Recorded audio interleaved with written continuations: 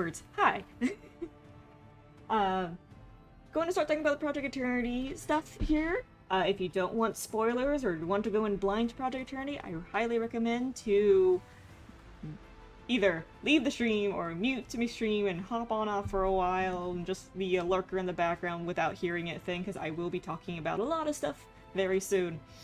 So, there's your forewarning. I hope folks that are joining in note that we are indeed... I have spoilers mentioned in the title and such, because I do understand some people want to be blind to this. But I don't care, because I actually quite enjoy game development stuff, and I'm going to talk about it. So, let's get into this stuff.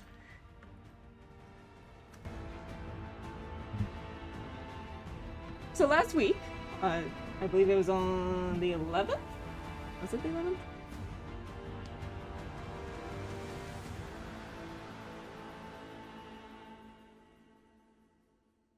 As I check the dates. 10th, 11th-ish. When Korea had their patch notes, or update, they also dropped a bunch of blog posts. And we're about to go over all of those. All of them. And there is quite a bit. So much that I have to hit load more at one point.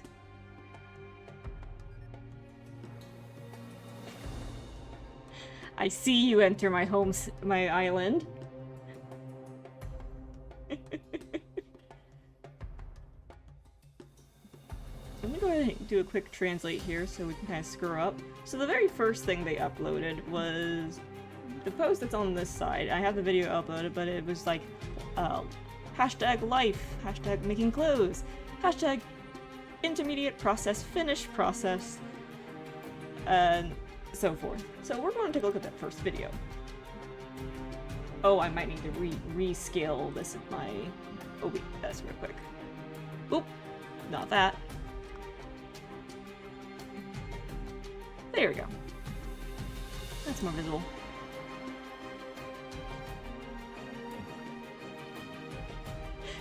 My friends are now invading my place.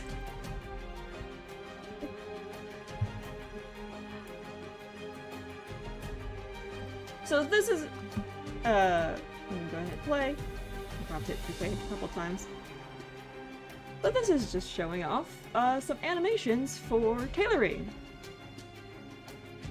Which I actually find this really adorable and cute because, well, we don't really have any sort of animations currently for tailoring in the game. And I like the vibe of this. I kind of just control this for a moment. So you have two versions of one looking at a mannequin, another one actually like sitting at a table. I'm gonna say I do like the left one version. Yeah, you actually get to see people crafting.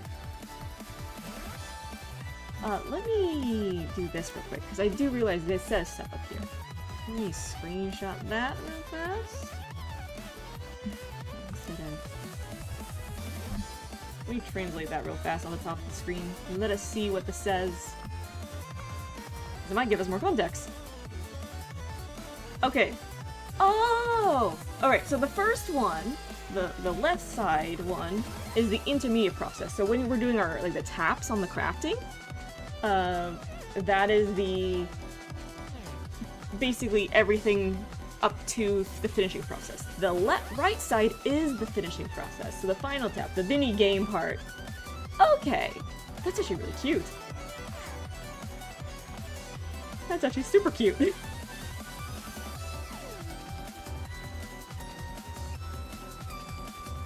Oh, F for Runic indeed. Poor GM Runic. And Anaphora too. The two of them are probably like, ah, and all the translations they have to do. Quickly, all at once. But yeah, this is actually kind of neat. I like seeing that. I kind of hope they do something for blacksmithing, and handicraft kind of has something. It's just a little crafting animation, but I hope they kind of fine-tune all of the life skills in that way. On this thing, it's better to release them one by one. That way each post gets its time in the spotlight rather than being buried under and under. Agree. I agree with that too. I was shocked that they bombard us with so much. But that's why I am going over all of them, because I actually quite enjoy reading all this stuff. Find it interesting that community doesn't spread them out. They did! They did them like once a month or once a week at the start. I think this was just because they had players come in and do what do you call it? Testing. Actually got to play Project Eternity themselves. That they kind of had to do a big drop because of NDA and folks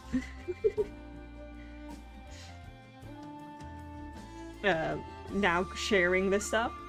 Oh, I just realized something. So, as this hits play, the right side one, it's default gray at the start. So it takes its color when it does that. Can you imagine seeing what awful colors get generated during the crafting phase? Everyone sees it. It's not just the shame of what's in your inventory or in the person that received the inventory, like quickly dye it to nicer colors. It's just here.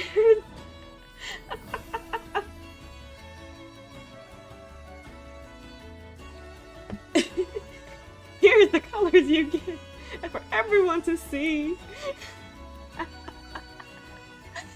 Oh, that's gonna be so fun. But yeah, this is gonna be a fun post, or fun update. As a royal tailor, I'm going to flashy dye tailors will run out of town. No. Alright, so there's that one. And then we get to talk about all the new NPCs and Bangor NPCs. Oh, well, Bangor itself. So, Garage Hills! This looks so good!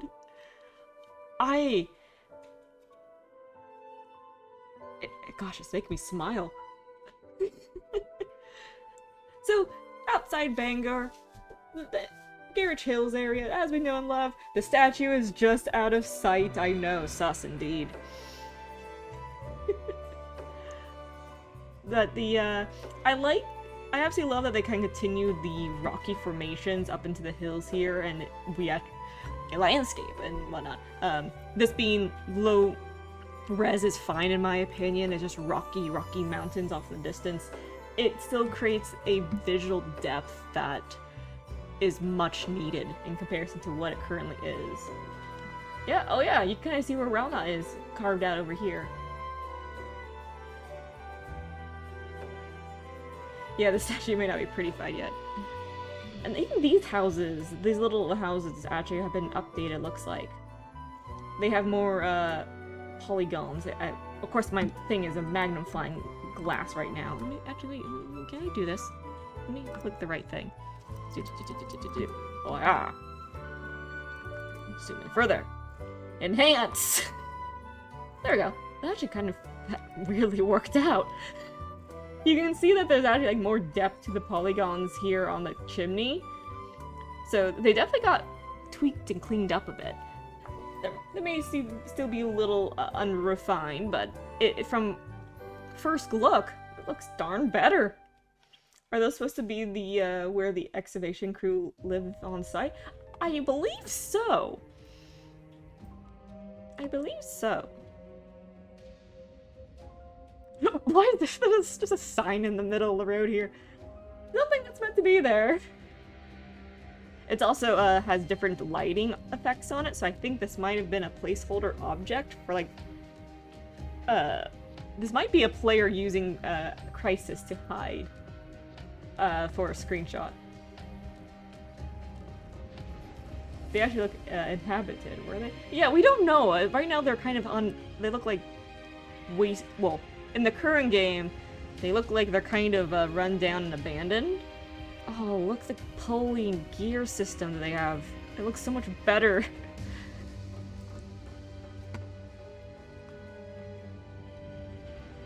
I like that they put some, like, blue flowers out here. Kind of gives a nice pop of color to a very barren area, instead of it all just being saturated orange and yellow. So having some blue to pop out the scene looks really nice. And it's not overwhelming, so This feels like Arizona. Except the blue is on texture grass. Fair, fair. Considering there's grass around it too, I thought it was all... I thought that was normal. So Gara chills! And I like that there's no... Bangor is probably going to look much better, and of course, sadly, they don't show us Bangor itself just yet. But they show us the NPCs. Oh, why is it small?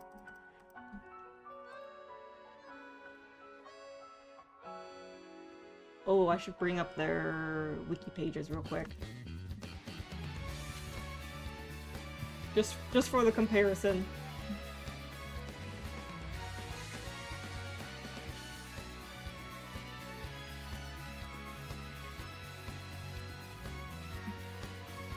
Wiki. Mabinogi. Did I say Wikipedia?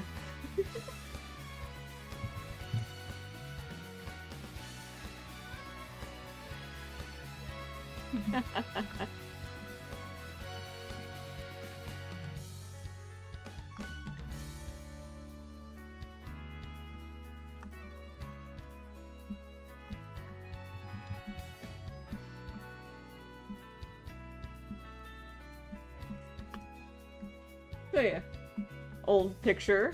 New picture.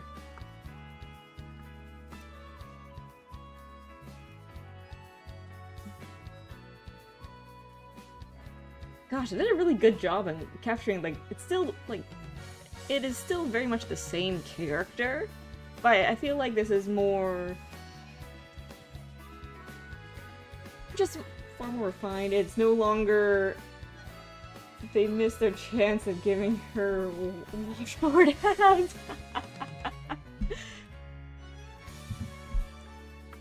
Yeah, Ellen wasn't that, didn't have that much detail to begin with. She was a really simple character, but I think she still looks good. She looks amazing.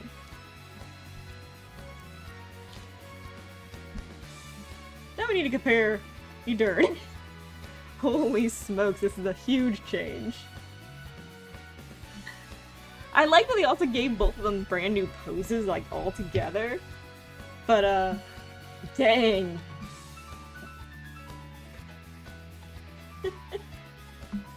Quite impressive a change for these two characters. And we can get rid of these.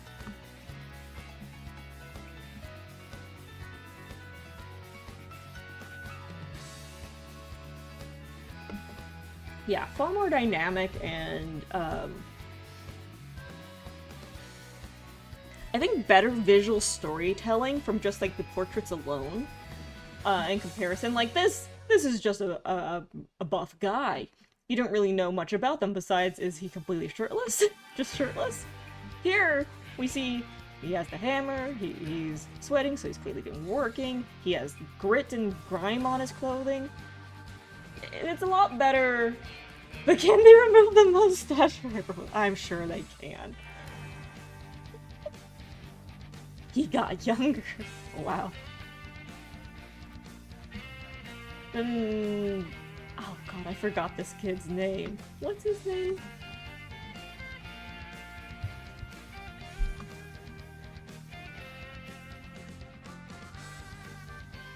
Rio card.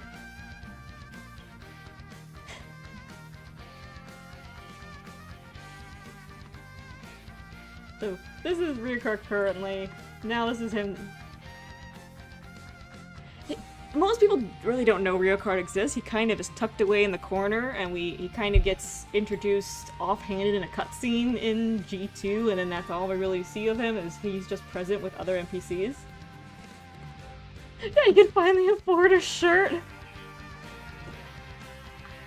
I didn't notice! Oh my goodness.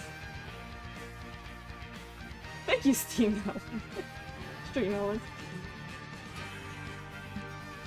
But yeah, this looks a lot better than this. It's, again, more character, more dynamic, and then we have...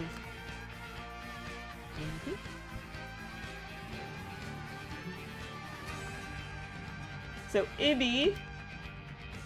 She looks like she's grown up a little bit. She's no longer, Well, I think part of this is she no longer looks like the 10-year-old in-character model. This was probably needed to be updated, so now she looks more like the 10-year-old Project Eternity model. Yeah. But still very much the same pose and look. Oh gosh, I'm just more impressed that these characters still look like the exact same characters. But just completely different portraits. Like, wait. It's the same. No, it's not. I don't see a difference. So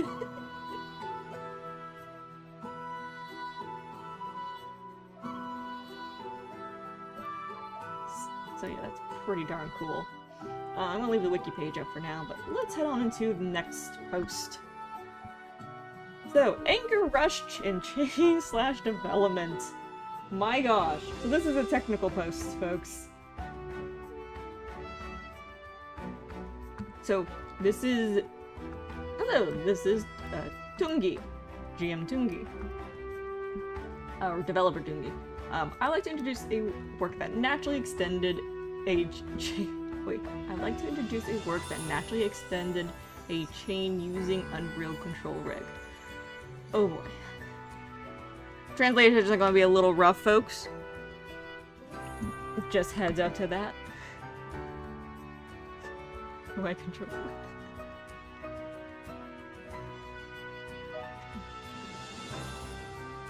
Oh my gosh. Sorry, I'm now distracted by just actually seeing all these elements here, realizing these are all separate pieces. How did Chain not break this game? Oh my goodness.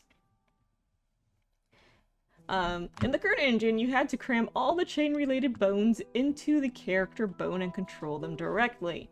But now we're using Unreal, let's do it like Unreal. Chain weapons can be separate from the character and managed independently. Plus, if you use the control rig that Unreal kindly provides, chain work becomes much easier. So why not use it? So we proudly adopted the control rig. Cleaner, more flexible, more Unreal. Load-bearing Mabinogi, yeah. Yeah, that's definitely far better than this, because... Oh gosh, so whenever people lagged when using chains, it's because they're basically loading a new model, a new rig model into the character. It's not... Oh my god, how did this game function? I'm now realizing how messy this was.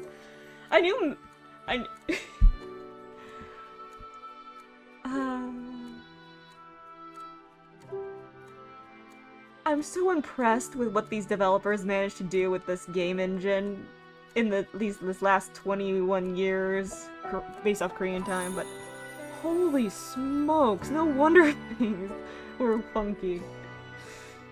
Yeah, we always knew from the start we had spaghetti coding, but how did they make basically a masterpiece out of spaghetti? Alright. Controlling the length of the Anchor Rush chain, day 1 of development. This guy, Control Rick, is more affectionate than I thought. Enter the controlling the Unreal 5. Okay, so it is Unreal 5. I remember a while back people were saying no, it's still Unreal 4, but I'm pretty sure it's 5. It's Unreal Engine, so it's kind of the same thing on both sides.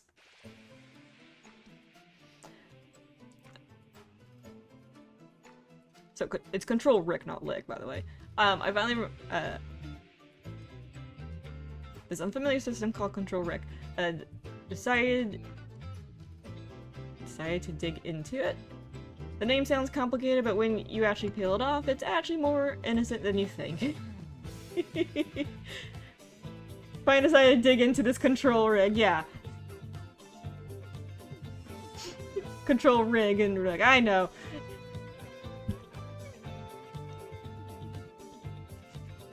It's the same thing. When it comes to like animation stuff, they name little helpers different names. That's why I was like, I did not even question if it was Control Rick or just Control Rick. It's like, oh, here's your little character. His name's Rick.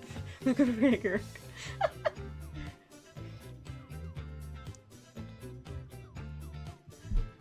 I also found out that it's used a lot, especially in character work. We learned how to use it to the point where I thought, so how do you connect it?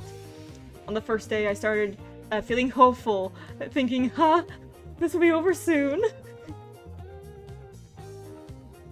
This must be why they're stalling to bide time for eternity, because making chain slash Arcana. Yeah, I wouldn't be surprised by that. Day 2, extend the chain, extend it. Finally, we begin the chain extension work in earnest. Let's move the chain. Oh dear gosh.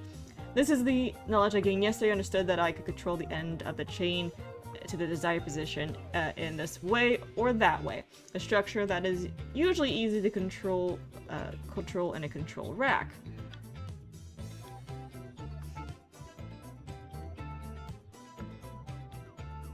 This gives me anxiety, I'm sorry. This... parent and child, parent and child, parent and child constantly. It's... Oh. But, yep. That's kind of how it works.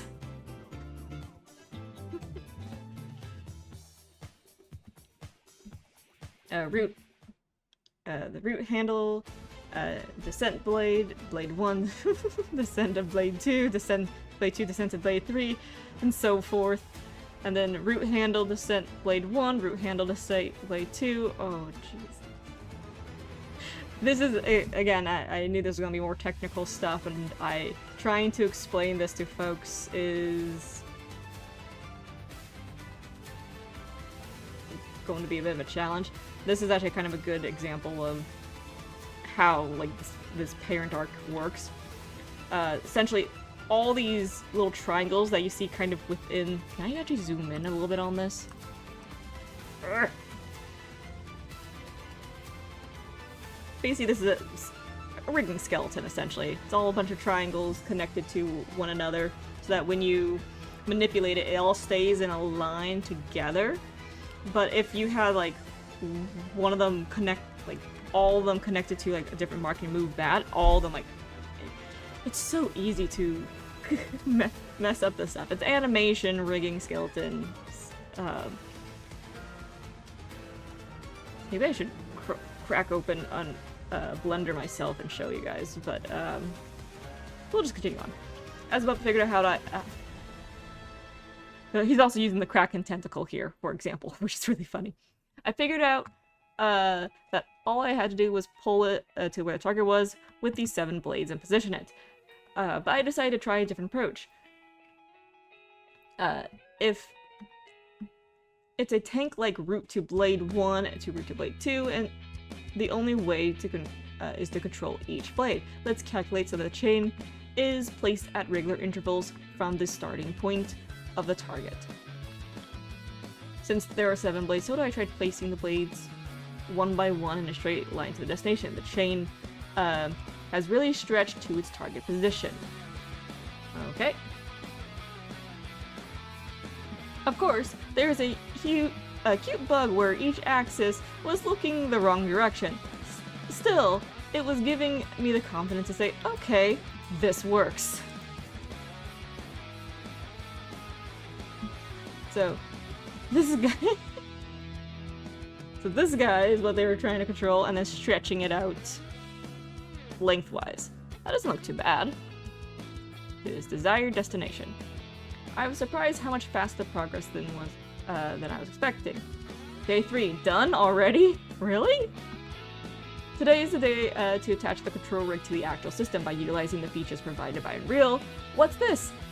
It ended too simply? Question marks? Yay, the animation blended in with the positions, and that had been naturally stretched out until now to a certain point in time. It looked so natural. The work that is being done for about 3 weeks, after a bit of trial error, and completed in 3 days. Wow, is this what you meant? So before application. Okay. And I tried it much more natural movement. Can I pause these? I can't. Okay.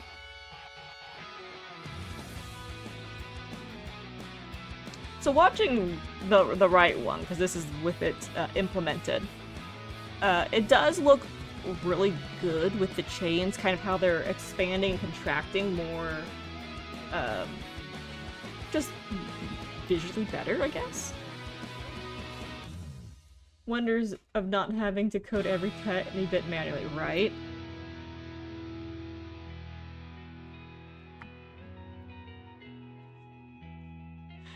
I was relieved to be able to apply it faster than expected. In fact, the reason it could end so quickly was simply because the weapon animation system was already implemented. Thanks to that, it was easy to apply because it fit perfectly and I could focus on increasing the chain without worrying about anything else. For code work, you only need to pass the destination coordinates and the rest is simply done like this in the control rig script.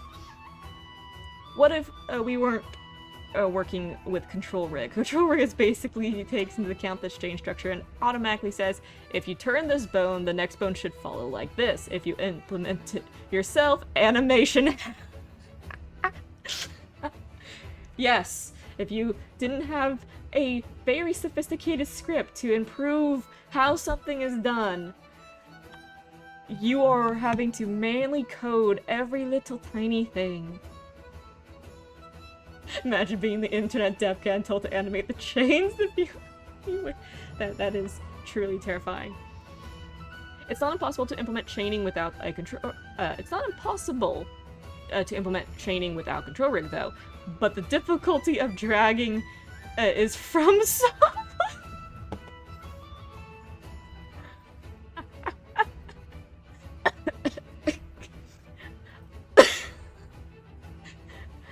I was not ready for that reference. Dark Souls coding. If you implement it yourself, you get a sense of accomplishment that the chain is moving. Instead, I think I had the experience in my head where was bent like a spleen and my mentality was stretched like a chain. I respect those who worked on the Mabinogi chain. Thank you for reading to the end.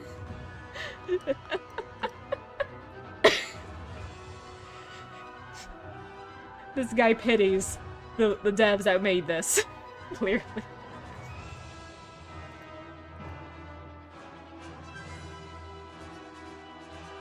Oh, this just gives me such anxiety seeing all the bones. But yeah, this was a definitely something I'm glad they were able to resolve easily, very easily. Alright, let's see what's next on the list. Ah! Yes, let's take a look at this. So, you guys ready to see another new skill, or skill that's being worked on? This is old Shattering Windmill versus new.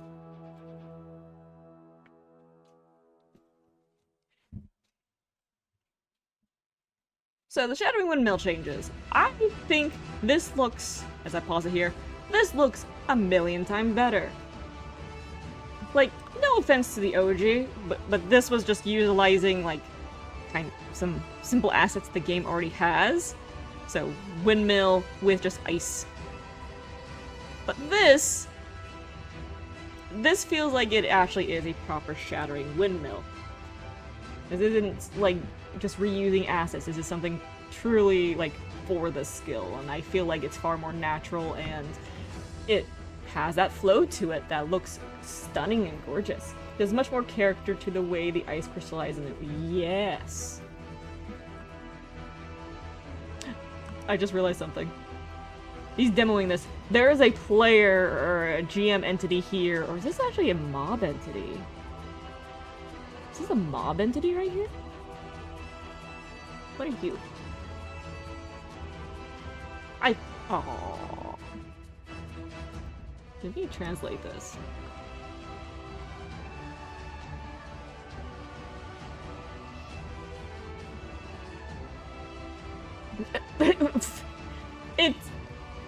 It says red spider.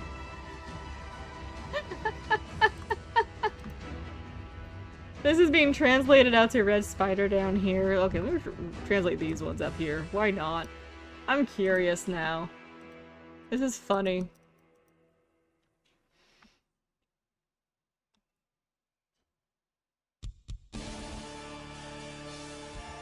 Okay, so the development skeleton and what is that? Development song? Yeah, basically just development skeletons. And then they're just stand-ins. That's pretty funny. Looks like a thing, yeah.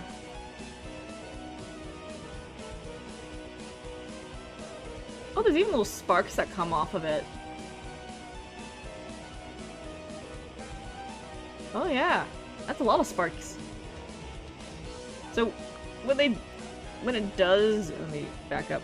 When it actually does the windmill, there's little flecks of like ice going off into the distance, which is pretty nice.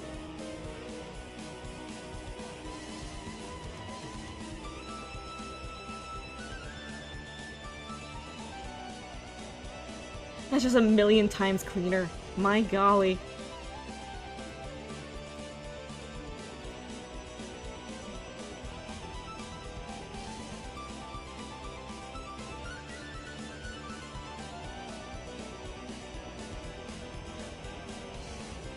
Yeah, that looks darn good. Hey, Badger. These are just monster indicators, what these things are. They just indicate monsters, because it's not a Finny Gem shape, it's a little monster face. But these are just kind of stand-in entities for, this is a quote-unquote development skeleton, and this is a red spider down here. Even though that's definitely a person. So they're just stand-ins at the moment. Alright. So, on to the next bit. Succubus Queen. We've just had an update, or new content with her. We've been having fun. Well, what is she gonna look like in Unreal? That's what she's gonna look like in Unreal. Not much of a difference in my opinion, besides some improved textures, especially with like the wings. They look a bit more fleshy. I say that, and of course I forget this is the Succubus Queen we're talking about. I'm talking about the wings.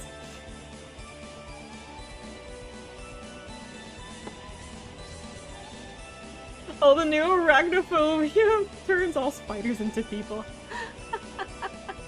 that might be it. It might just be a temporary scented bear image.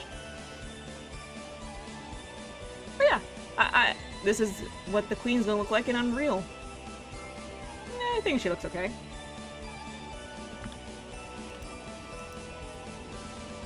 Alrighty. Next post. Looks unreal.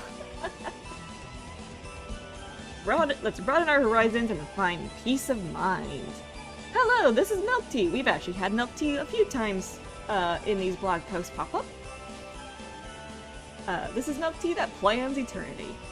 When you broaden your horizons, you begin to see things you hadn't seen before. This applies both mentally and physically. I think Mavi is a game that requires you to check a lot of things on the screen often. There are many reasons for this. The inventory is unique and the number of skills is just too numerous. However, before focusing on the UI on the screen, I focus on the most basic screen. This has been a frequent topic among relatively new players in the development lab. Even I, a seasoned player, sometimes felt frustrated, so I compare it to recent games and considered how I can make Mavi's screen more pleasant. One of the main reasons was the narrow field of view. Before I tell you what fixes we made to solve this, let me explain the basic concept. So the 37.5 field of view, this is the view of what that looks like. 60 field of view, here we go. So a bit more zoomed out, but you see more around the area. And 105 field of view. Much more zoomed out and you see a lot more around you. Field of view refers to the field of view seen on game screen. This will likely be familiar to those who enjoy taking photos. If the angle view is low, the range visible on the screen is narrow. The higher the view, the wider the range visible on the screen, etc. I know this is still difficult to understand, so let me elaborate a bit. Narrow angle of view feels like you're looking outside through a crack in the door. The character appears larger and the surroundings are not visible, but you can still see the relatively realistic layout. Wide angle. It feels like opening up a window, the window wide and looking outside. The sides appear wider, making it feel much cooler and more spacious, but some distortion occurs. So yeah, you kind of get that sense. I know it's hard, but please don't press back yet. To make it easier to understand, let's take a look at some in-game examples and images. So let's see if I can zoom in a bit on these guys here. For you guys. Zoop, zoop.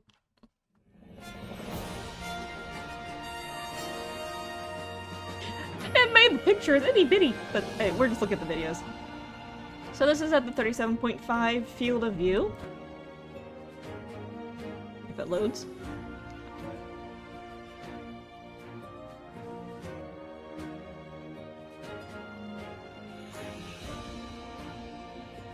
I hope it loads. Oh!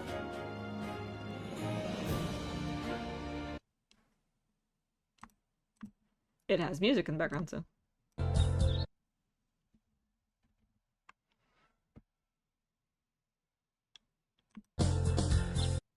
Oh, it's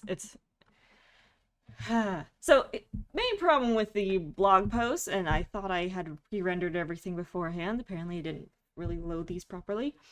Some of their videos are very high definition, so it takes a little while to buffer it all.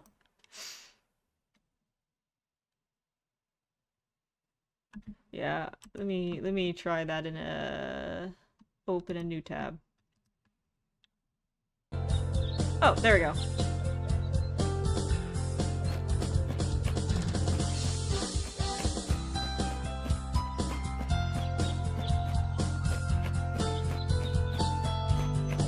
That looks so dang good. That looks so dang good.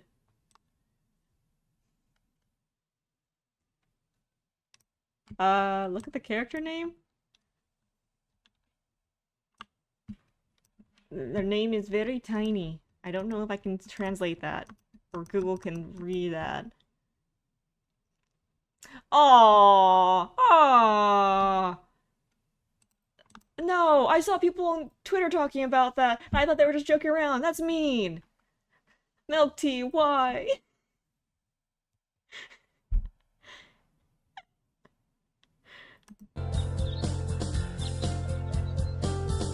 Tony!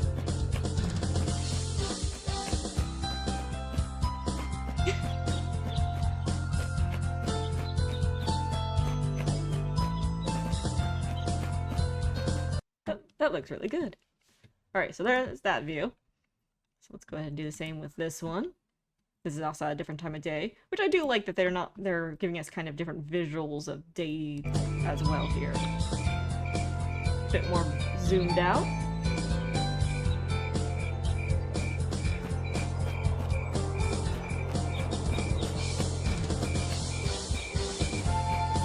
I love that you hear crickets and things. Oh, the lighting over here looks great. You can get a glimpse of Evan over here. And Glennis.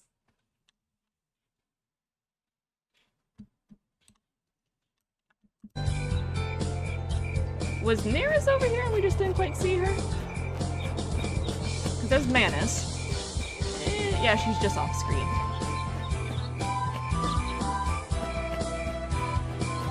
Dang, that looks good. Alright. And then...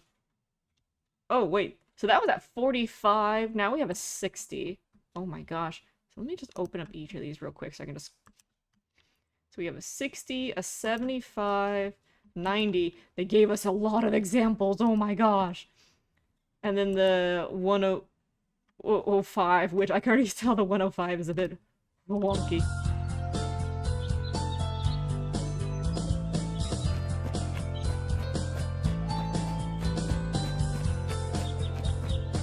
Oh, there's Neris.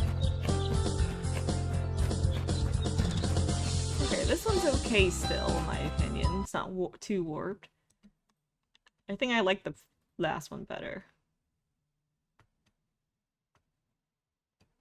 I like that there's flower pots and like it feels Dumpy feels more lived in. Alright. Next step up.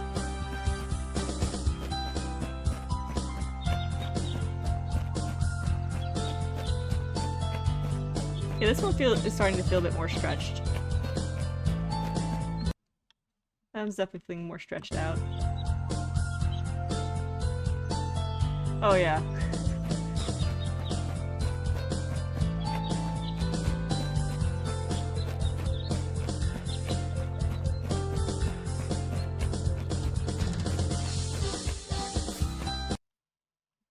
Yeah, oh jeez. Wait, the fact you could C-bound both of these ways. Yeah, 105 is no for me.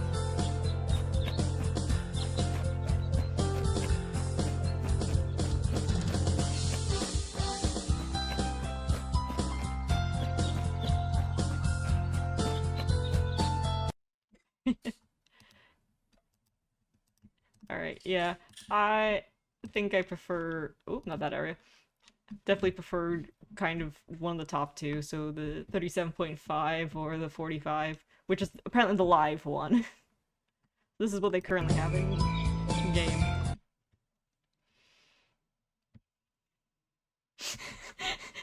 One of the 5 is when the machine move their eyes independently like a chameleon. Oh my gosh. Okay.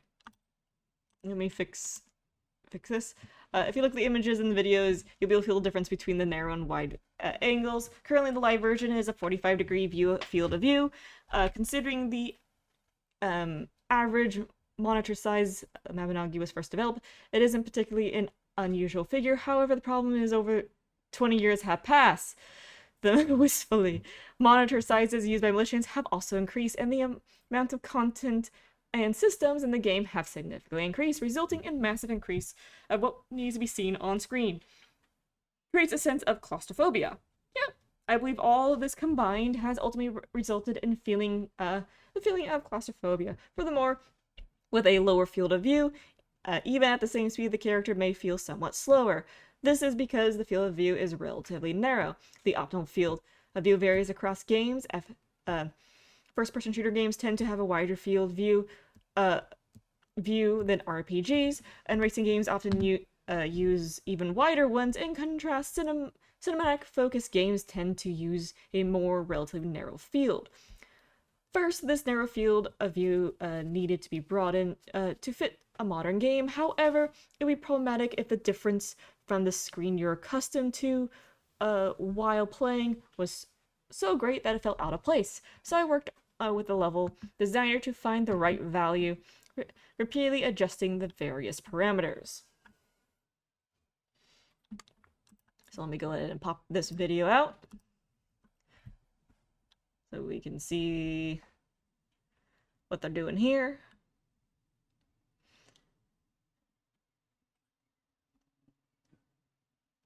Wheel of Death.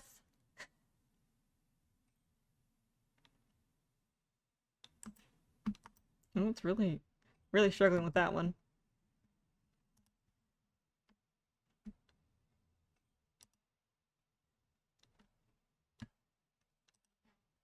There we go.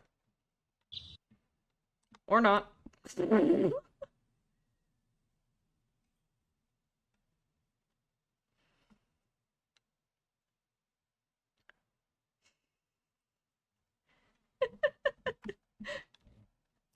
Let me try reloading that one. Let me see if I can get the other one going too.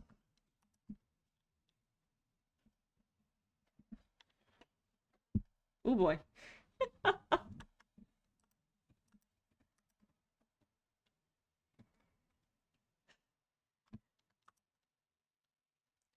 well, this is showing off the zoom in and out in place, and then the moving the camera stuff. So if this loads, let me see if I can load it again. It's not really loading here either. Oh no. No, I want to show this off too.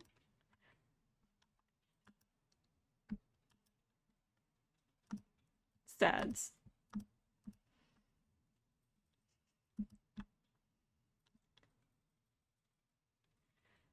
Alright, well. In short, this is basically showing off examples of like the camera moving around and how they adjust those aspect ratios, and it just shifts it, how it shifts between the different field of views. I've tried setting different minimum maximum angles to ensure a natural change when zooming in and out of with the mouse scroll. A closer look reveals that objects in the distance move slightly differently when zoomed in and out. I adjust the angles like this, and I realized that there were more things to consider than simply fixing it to one number. Oh, it's thinking over here.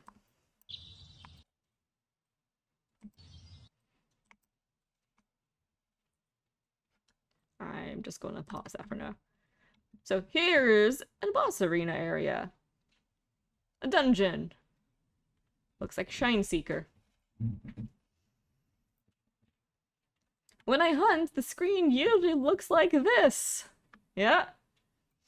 When you finish hunting and make a statue, or head to the statue, screen usually looks like this.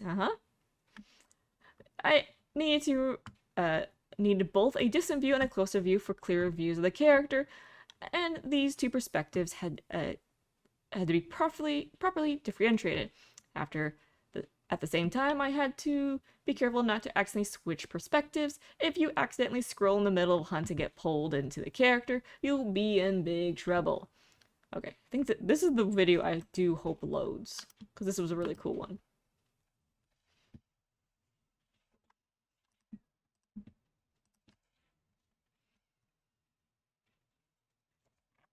Game is these blog posts are now going no to me. I'm sad.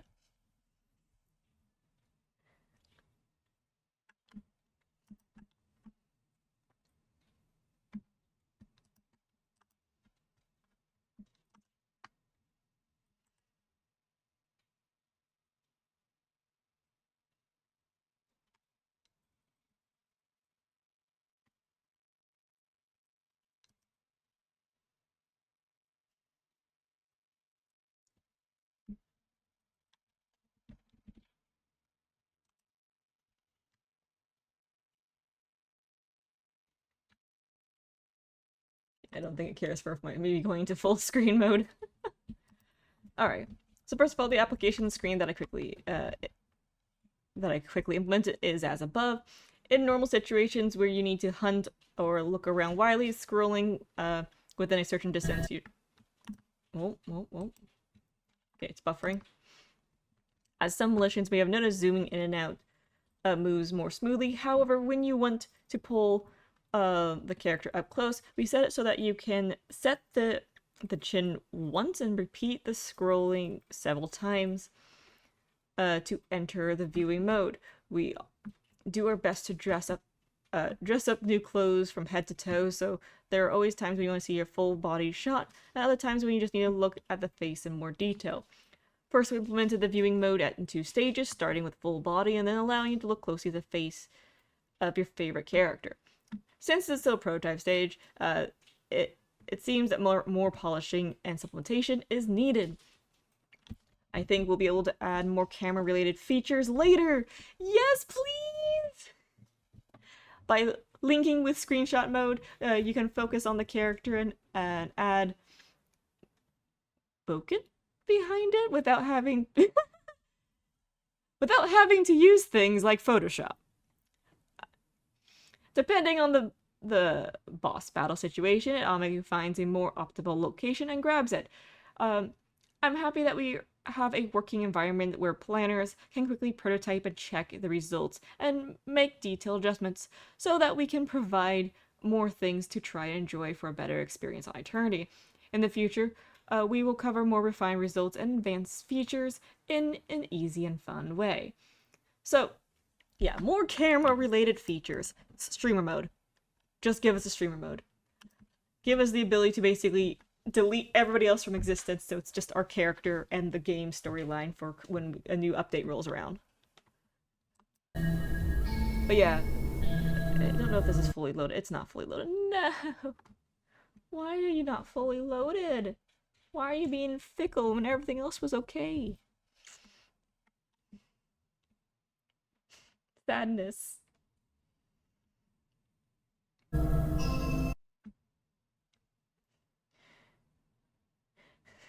Didn't refine the video quality for posting it, yeah. But yeah, they filmed this in the other world, or the Turnanog of the, or Tircanel of the other world area. And, yeah, let me just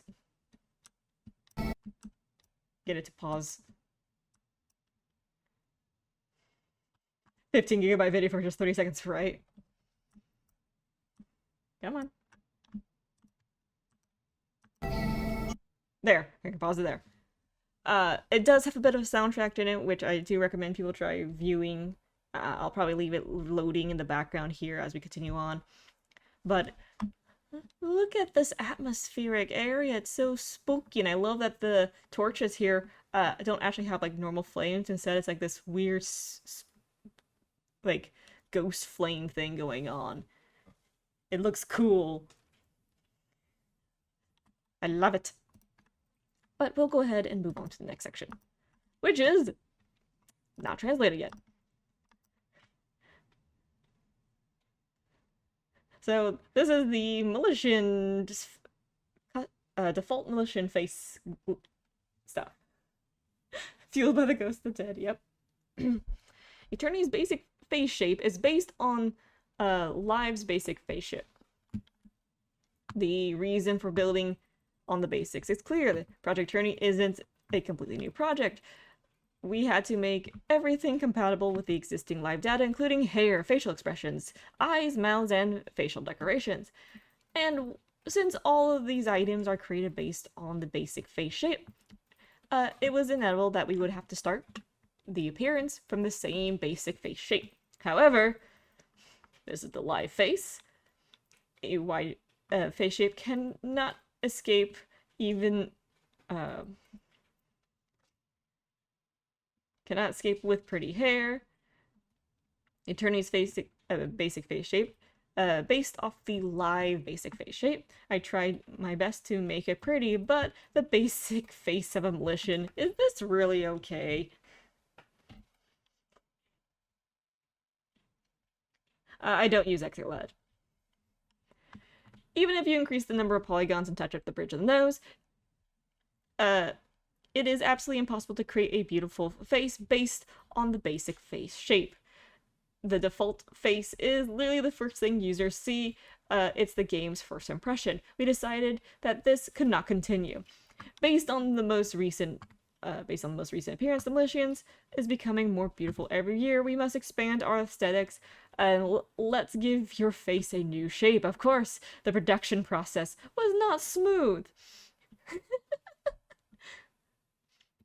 Then while you're at it, could you also reduce the ears? Of course. Then we could fill in the wig and hair to match the reduced ears. Oh gosh. This back and forth. Both the wig and the hair are cut into different shapes for the ears. For example, if the ears are small like this, you have to fill in the wig to match the green area. Does it mean the glasses, legs, mask, earrings?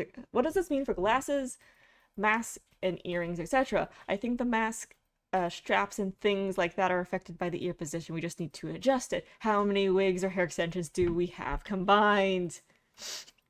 Blip, blip, blip. The word is too cruel, so it has been filtered out. Way too much. It didn't end with simply making a basic face shape pretty. If you want to change something from the existing one, you have to take into account all of the existing data. Furthermore, this wasn't something that could be done with just just one side. All parts, from modeling the motion and the data registrations, were connected. After much discussion, we have come to the following conclusions. Should we give it a try anyway? So I set out on a long journey. Side view. Can you make it a little prettier? Side view, can you make it a little prettier? My lips have been together for 21 years.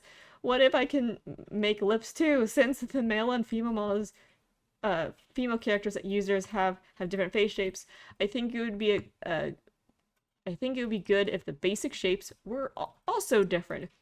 The shadows are so realistic. Can you create pretty light like the hot ice America? Wait, can you create pretty lights like the hot ice Americano that gives the shadows more lively feel, while also giving them a modern feel? ... The face shape created is as follows. So here's what the new basic face shape looks like.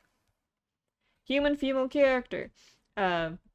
Basic face shape created based on the face shape with a high nose. And here's also a turnaround of the character. I'm gonna be honest, I actually really like the new look. I think it looks way better than the old version. It still retains that anime charm that Mabi has, but it definitely just looks better.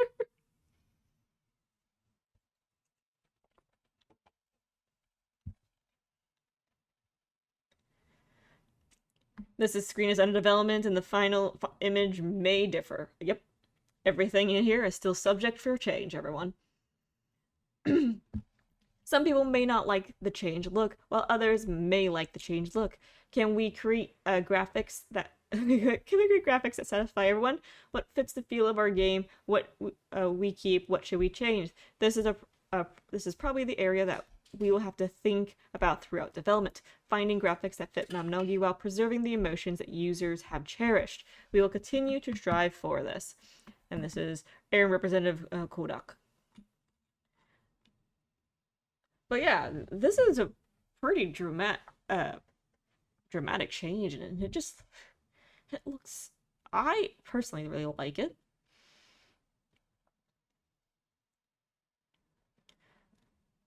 I know some people are probably going to be not happy, like, about the eyes possibly changing, or the... I'm sure everyone's going to go through a character revamp in a way. All of us are going to be updating our characters. Folks are going to be changing their hairs, eye shapes, etc., because those are all going to be slightly... well, those are all going to be changed to some degree. And they're right. Some people may not be happy with this, but it's really going to be... there's going to be... when Eternity launches, there's going to be a lot of fashion overhaul for everybody. People are going to be dyeing things different colors because now the color palettes interact with lighting differently. Hair is going to have more motion, so people might prefer longer hair or shorter hair now because of that. And it just... everyone's going to be having kind of a... high school graduation picture time. Everyone's getting a new look.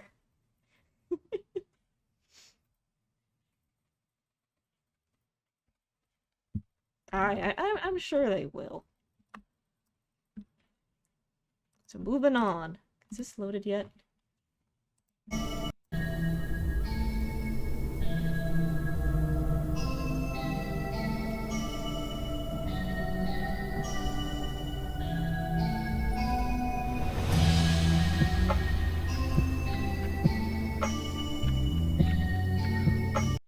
Ooh, there's a wolf running around in there. Alright, that actually looks really good. I will state that one of the things that I know some KR players were complaining about was the motion sickness, because the camera moved too smoothly for them, or too quick, and that caught them off guard. And I kind of see that here with just the camera zooming in and out and just how it flows so well, and that definitely can be off-putting for some people. My hope with this kind of zoom and zoom out feature they have here is you can toggle to lock it in place. So set up I don't know. I'm trying to think of a key that we don't use. Use like the numpad 1, and basically numpad 1 will lock your scroll so that when you're running content you can't zoom. Yeah. I think that would be a very good idea. But this looks amazing. I'm happy with it. And I do like how the perspective does shift as they mess around with it. Like, I'd probably stay like in this form most of the time running around doing content in it. But being able to like zoom in up close to your character this far out though, who knows? There's already the plus add keys on numpad that can be used to adjust the field of view. It can? I didn't know that. I didn't know that. Alright. Next post. And now that we're done with that, let me turn my music back on. So it's not quiet in the background as I yap. Alright. Why can't you sit down?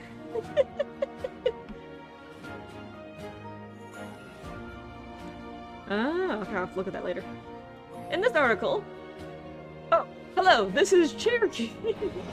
This is actually one of the developers' names. In this article, a natural chair sitting posture to achieve the struggles... Okay. Wait, what? What? Okay, why is it that the last two blog posts were formatted so gorgeously, but when I translate this one, it just gets jumbled mess? What the heck is happening? In short, this entire article is about achieving a good sitting posture. Because one of the main problems, as we scroll down, I'm just going to show you guys, when you try sitting down, you're either floating or you're... Yeah, things are weird. Sometimes you're buried in...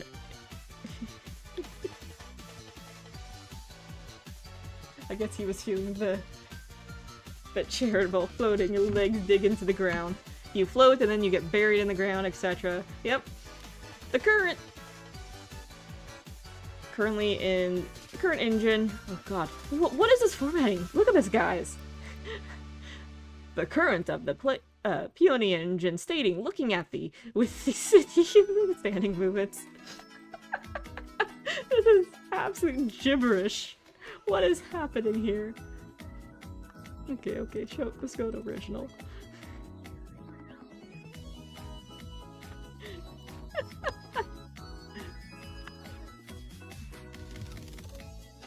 Felt like I was summoning Cthulhu there. What's lacking in the current way we sit in chairs? When we're relaxing near a chair, we would like to be able to approach it and sit down naturally. This was a comment we heard during our first meeting to develop a chair sitting motion. What does it really mean to sit down naturally? Zoop.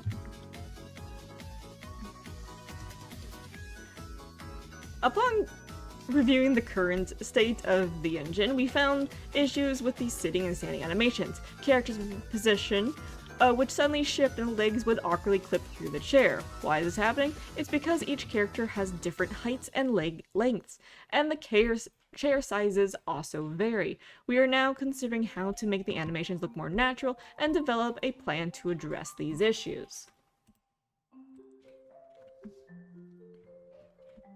Zoom.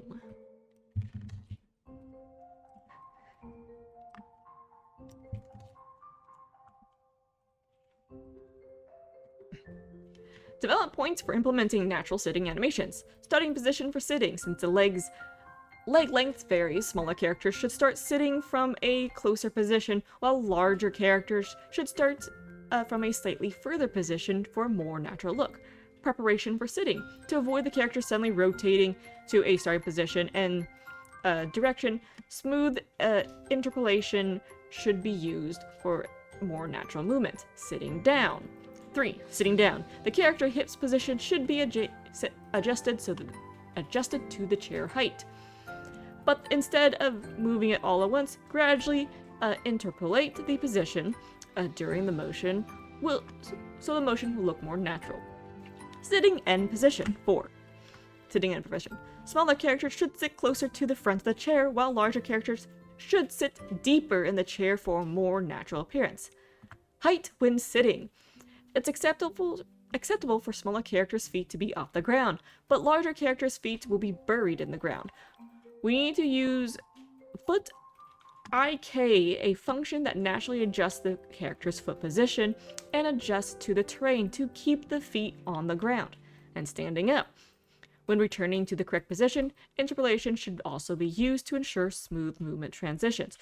Interpolation is basically the way of saying translation animation from like how you turn like, oh gosh, how do I explain this?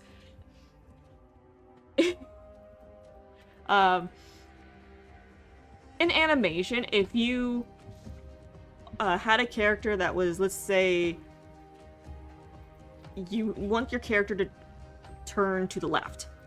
Instead of just having them snap straight left, so instead of looking straight forward and then suddenly just being now looking to your left, the interpolation is the transition phase between looking straight to looking left, right, whatever. Basically, turning to the side. So it's just kind of that transition animation between point A and point B. Because I realize as I'm saying that, it's like, folks may not know what that means. So let me try to give you guys the thing. And then standing in position, number 7. When standing up is complete, return to the initial sitting... Okay, when standing up is complete, returning to the initial sitting position will ensure smooth translation of the process throughout. So yeah. Their goal here is basically just making this sitting process far more natural. We have been rated, right, by Rebecca. Hello, Rebecca. Thank you for the stream. We are currently talking about Project Eternity, so if folks don't want spoilers on that, I highly recommend to mute. I know there's quite a few players in the community who don't want spoilers for Project Eternity. But I hope you had a wonderful stream. Oh, good, okay.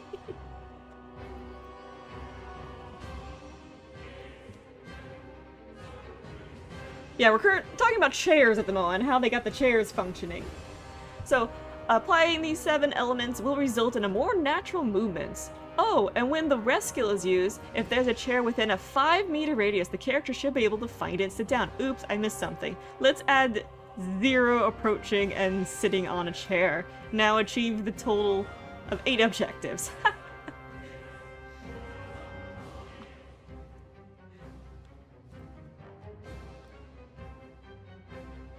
Let me grab this chunk. So, a lot of it is like, you know how we have short characters, since you and your group just kind of tuned in.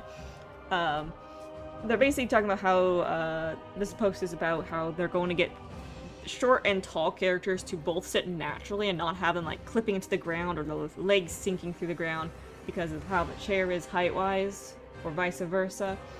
So the devs have been trying to diagnose that thing. So like approaching the chair to sit down, it's simple. Just I just have to walk over to it, right? Question marks.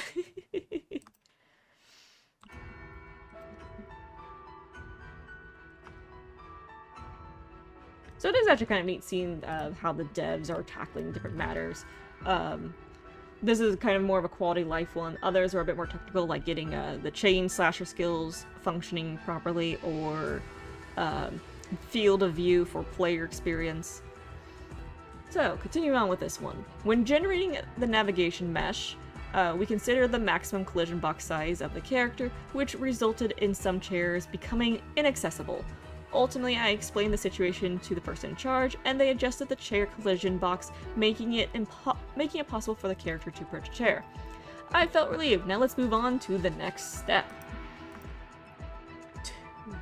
Step 1. I'm going to actually grab the next 2 steps, so I'm translating chunks at a time. Hi! Thanks again for the raid! Starting position for sitting.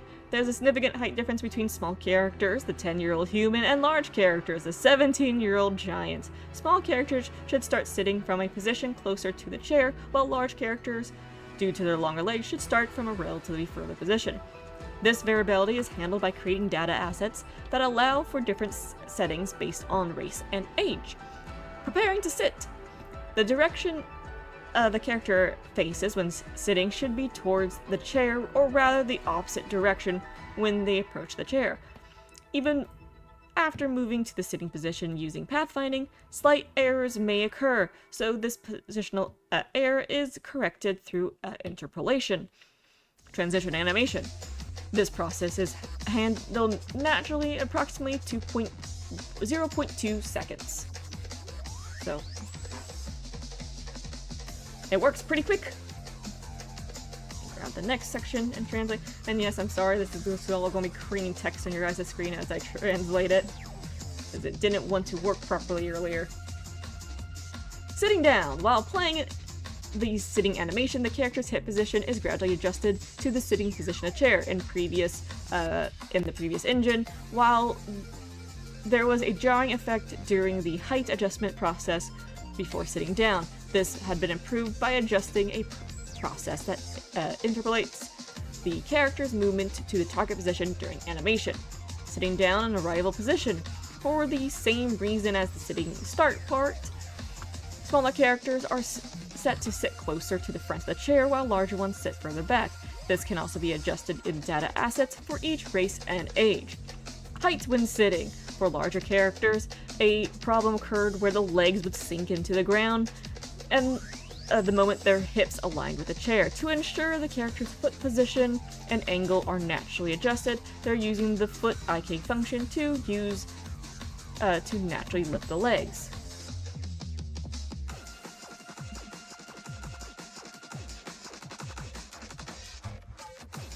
Grab this next section. So 6. Standing up. The characters return to the original pose during the standing motion. Simply standing in place would result in the character being embedded in the chair at the end of the results, and we use the position interpolation to ensure a natural standing motion. Position when standing. The target position is set to the position the character was initially before they started sitting. So this is just improving the basically the animation. Instead of like, it just remembers, hey, you were sitting here, now you're going to go back to it. And here's actually examples of it in Unreal. Let me zoom in a bit on these guys for you guys. So here's a small human child, and how they hop on up onto the seat. While we have a giant that is now sitting down, and is, as you can see, she's standing further away, but sitting further back in the chair.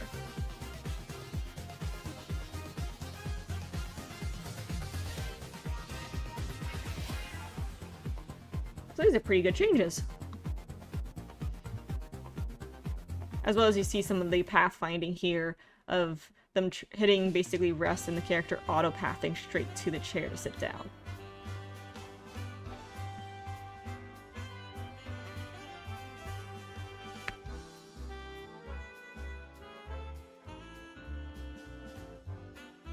It looks so much more natural. Additionally, I originally only intended to use the IK inverse kinematics for characters with tall heights with their legs would sink into the ground when sitting, but since the IK works better than expected, I also applied it for shorter characters. So they're using that, basically, the smart script that Unreal provides for better seating for everybody.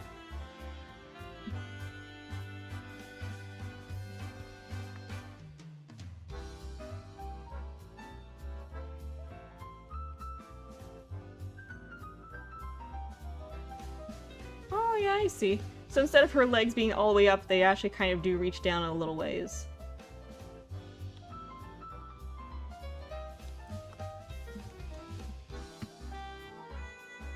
Get that back up there, and I'll read this next section.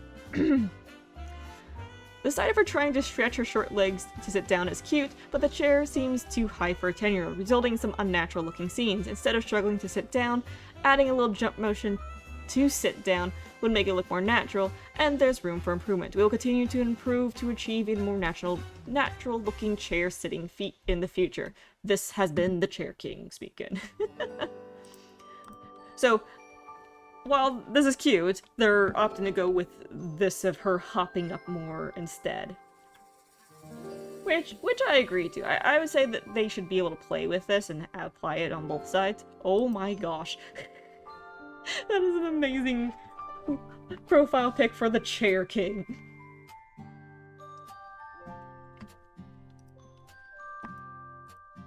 But yep. So there's one of the quality of life little adjustments they've been working on. Long live the Chair King. On to the next post. I'm more sincere with NPC dialogue. Oh no, this is also bug up. No! Why is it so buggy? Why is the dialogue being funky? Is it because of how some, like, these folks, how the person writes their blog? Like, is Milk Tea, like, more Google Translate friendly? Because I'm assuming it's a her, is, like, structured out to be translated nicely, or others are just more personal ramblings. Alright, so this is the NPC section. This is a section I find super, super cool because this is something I have personally been wanting for a long time, especially since I started making the started Lore Nagi. Started this thing and making lore videos. And in fact, if you've seen any of my live playthroughs, you might have seen times when I actually had a NPC portrait pop up on the side of the dialogue box, because it's so challenging. So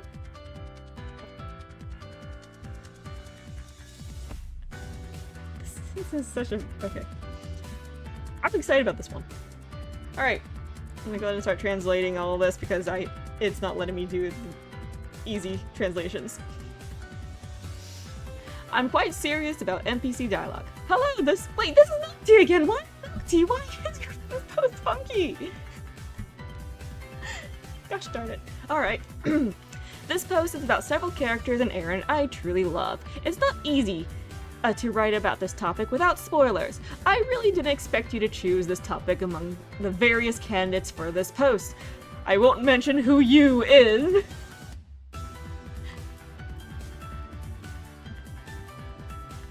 This next section.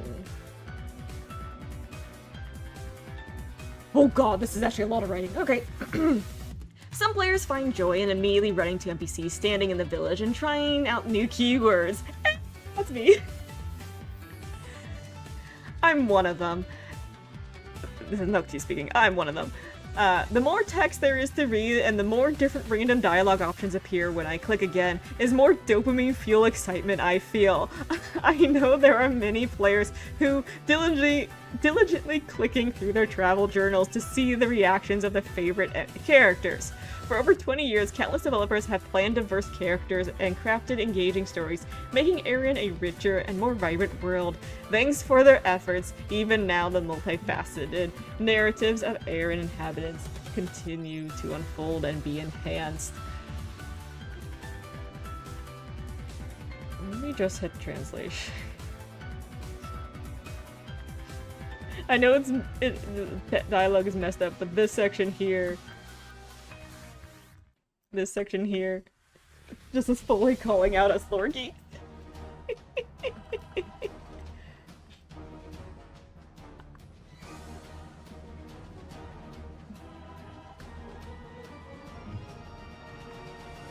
Let me post this in Project Eternity, this section.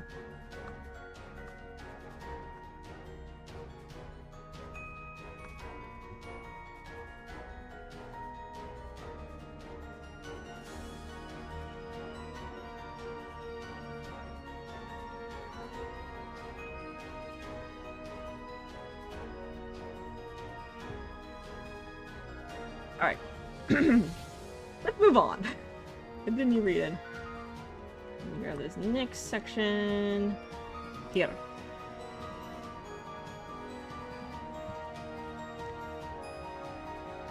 However, there were always some unavoidable shortcomings.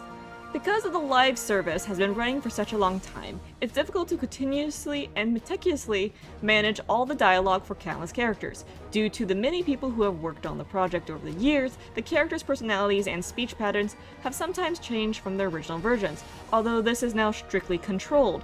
Some dialogue that was easily understood and considered funny at the time of its update is now completely incomprehensible. There are quite a few lines of dialogue that contain outdated references or memes that were only popular during a specific time period.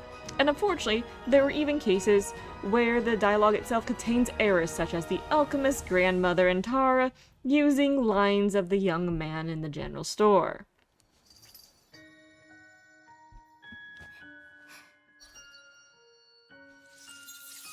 Gesundheit, kitty cat.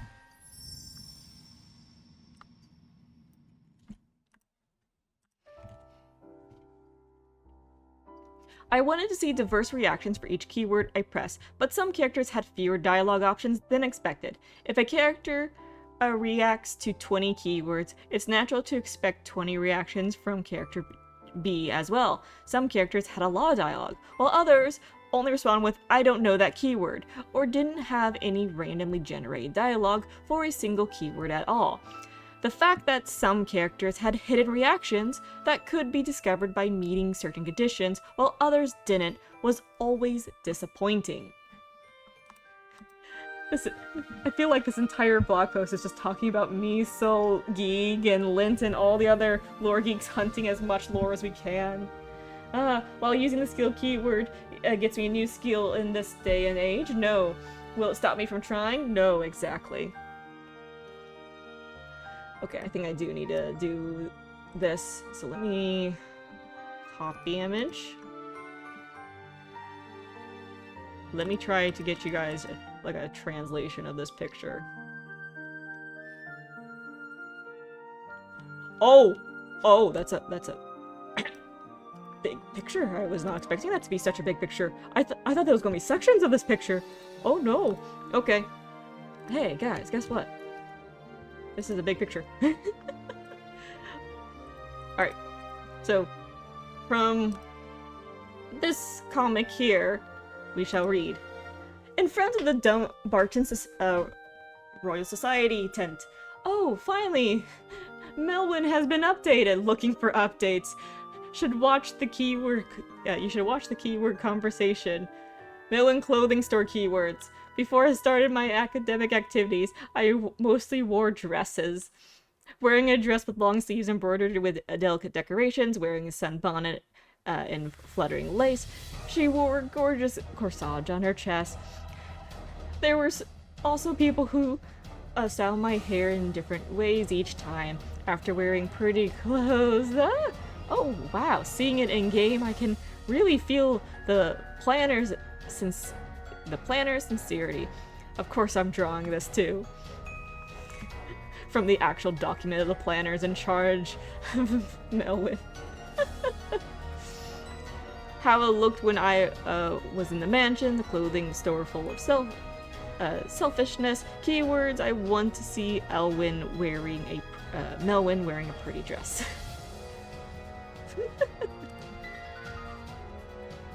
These are cute drawings, by the way. Also, I'm gonna be honest, when I first started scrolling down this, I thought this was Delga. I was like, what? And then I realized, oh, it's Melwyn, because they both have short hair.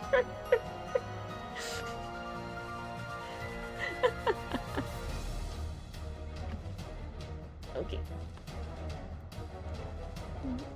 Onward to the next section!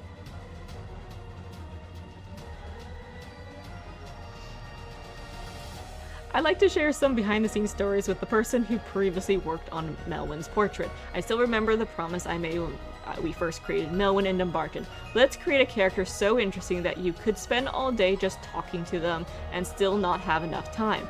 Let's incorporate various reactions based on the events and the passage of time and errand, as well as the player's situation and circumstances to make them feel like a truly living character. I wanted to have richer interactions with the NPC I loved and cherished. I wanted to share even more stories with them. Wait, does she actually have updates to stuff that we do. Oh. Oh. But here's the thing. Do you know how many characters in Aaron there are to greet us, and how many permanent NPCs there are? Do you guys know? Do you guys want to know the answer? True, she does update the title, so maybe that's what it is.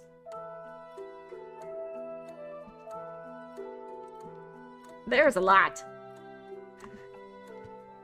There is a lot. And this is not all of them, but there is a lot of NPCs in this game. I don't want to believe this is the end. Let's start counting in Dumbarton. Glennis, Nearest, Manus, Melwyn, Water. Well, there might be some variations between towns, even in the Dumbarton alone. There are more than 10 people. Let's say roughly 10 people. 10 people in Dumbarton. Okay, I'll come back and talk about this picture here in a minute, guys, because there's actually some neat things that were discovered in it. But we shall keep reading the post first. So how many towns or locations in Erin has NPCs standing around it? Well, let's count them, starting with the Ula content. Tir Cornell, Dumbarton, Emain Maha, Tautien, Tara, Cove. Well, let's set aside areas connecting towns and places only accessible through the main story for now. Let's estimate there are roughly 10 such locations. That means, just looking at the Ula continent alone, there are over 100 permanent NPCs ready to greet the Militian. Now, how many keywords can we use to interact with a single character in our travel journal? Recently, they've been designed to respond to around 30 keywords. Furthermore, a single keyword can trigger multiple responses. Recently, they've been designed to do that. So here is a picture with Ioka.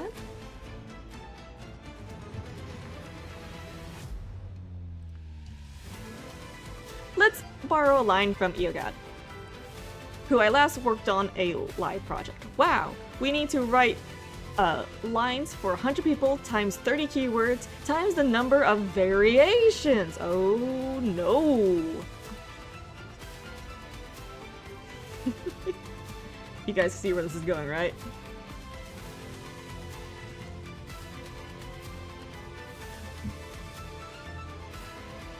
But that's not all there is to the NPCs. And then if you consider all the different situations, the conditions, plus the general, besides the general dialogue, there's such a huge amount of dialogue for quests and other content. Oh my goodness, it's a lot harder than it seems. I remember someone at the NDC presentation mentioned how difficult it was to write over 100 lines of dialogue for gift-giving interactions. It's one thing to write dialogue for 1 or 2 characters, but when you have to write dialogue for hundreds of characters to react to the keyword loot, you eventually hit a wall. Yeah, I can see that. Let's grab this little section first.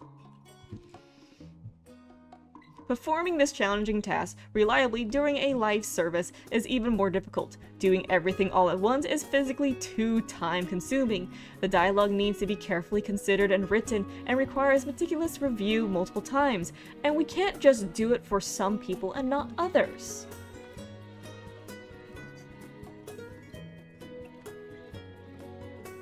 So grab all of this all at once. I shall try. It succeeds! Okay, every NPC is someone's most cherished favorite character, but you know what? Because we now have the opportunity to plan this at Eternity, we felt like this was our only chance, an opportunity to completely reorganize and renew everything that was difficult to do in the live version. All the numerous typos, setting errors, and inconsistent text! An opportunity to end the pain of some lines having parentheses and some not, others having ... and others having ... just a ... 2 dots. An opportunity to end the agony of occasionally encountering lines of dialogue that are so long that they make you want to hit enter just to break them up. Above all, I was able to solidify this decision by discussing it with my fellow team members in the development team. Honestly, we just wanted to have more conversations with all the NPCs. We love the process of happily interacting with the characters, getting to know the world of Aaron better, and naturally becoming immersed. Hi, Cuckoo!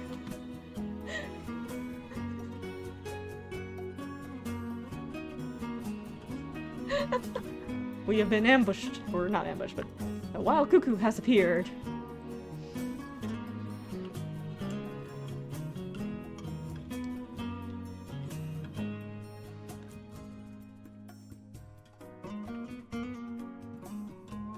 We'll grab this next section here. I'll just grab this next section here, because then I'm going to show off all these pictures. So, we decided to completely revise and rewrite all the character dialogue. We're currently working to ensure that even the early characters have as much dialogue as much more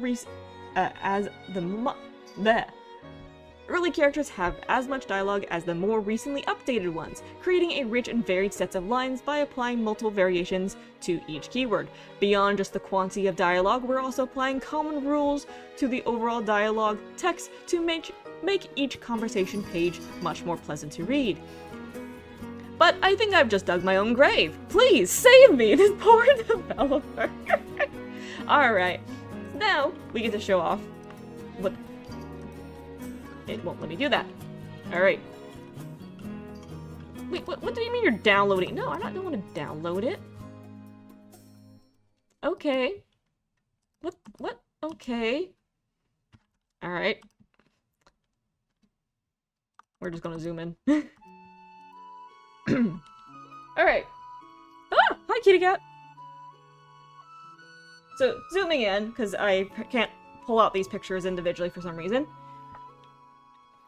The left is the current live game, the right is Eternity. Please, mouse, don't be funky like that.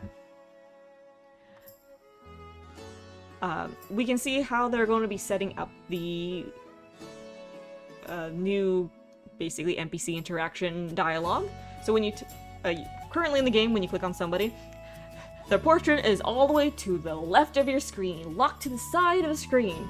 But now, when you talk to them, their portrait is right on the next to their name and the dialogue, so everything is nice and contained in here. It's going to be so much more easy to visualize and kind of keep it all contained and not have a stretch, especially if you have a stretched screen or an ultra-wide screen computer. You're no longer having to look all the way to the left to see the NPC's interaction. We also get glimpses of the new looks for all these NPCs. And it looks like they cleaned up the keyword box as well. So we are Stuart down here. We're gonna see more of him. Stuart doesn't look like he even changed much. I think they just fixed like the lighting on his hair a bit, but he doesn't look like he changed at all.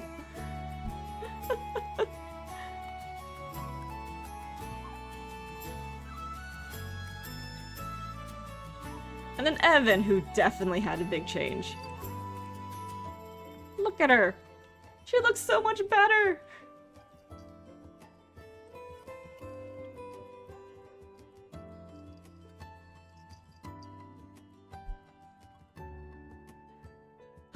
I'm sorry, this is... It won't let me zoom in further on her, darn it. Alright. That's Evan's Mabby Mobile Blast. Is it? I don't think I've seen Evan and Mabby Mobile yet. If you can find a picture of her and Mabby Mobile and send it, I want to see, because if that is, that would be pretty neat. Appropriate change, that's for sure. But also, save me. Please save me. Moving on. Next section. You can look her up on Google. She's got a...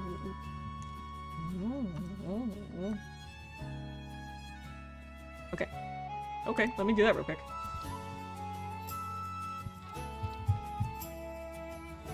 If I can find her quickly there. Oh my gosh, you're right, I found her. Yeah, it is very similar. It is different, but it's... Okay, I get you. Alright, continue on. But you know what? As I was rewriting the script, I realized that the keywords in our travel notebook also needed to be organized. Hallelujah. This is an image? It's an image. Copy image.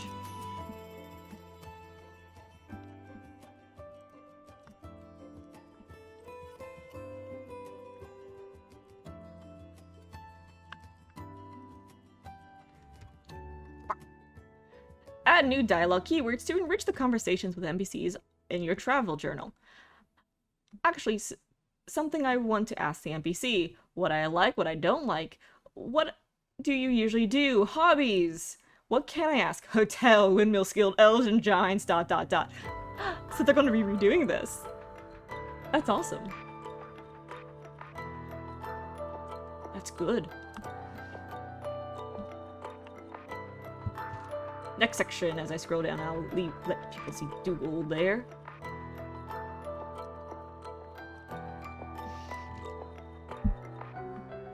There are some differences in how keywords were used in the travel journal in the past compared to now. In the past, keywords were typically obtained through only temporary during civic quests, used for a brief conversation, then removed later. Due to the structure of the live game, it was difficult to track exactly where each keyword was obtained and removed. This made managing keyword distribution and removal challenging, often resulting in keywords intended for temporary use being permanently available. Furthermore, in the past, quest skills or hints were sometimes acquired solely through these keywords-based conversations. Even after multiple revisions to the progress system and related content, these keywords remained in the travel journal even though they were no longer used. As we've learned, this entire post is very much calling out the very thing, like, it calls out does not actually call out.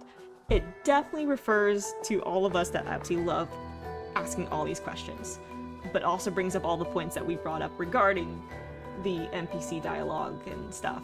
So I'm so happy that they actually posted this, because it makes me happy to know that my little grumblings of when are they going to fix these things? Well, they do care. They do care.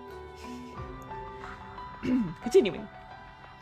In Eternity, we are completely revamping the keywords used for conversations. We are pre-defining a generous pool of keywords that NPCs will respond to, and reorganizing them so that players can hear interesting stories from anyone by using those keywords. We're also redesigning the timing of keyword acquisition, ensuring that there are no keywords that players can miss out on if they don't acquire them at a certain time. We're also refining the unique Mabinogi style of character descriptions, which introduces characters with lyrical prose as soon as the conversation begins.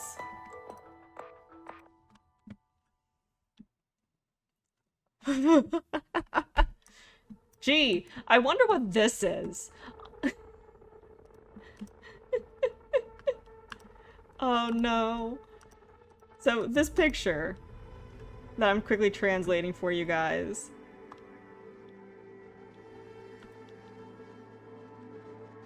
Oh, this hurts me. This picture hurts me.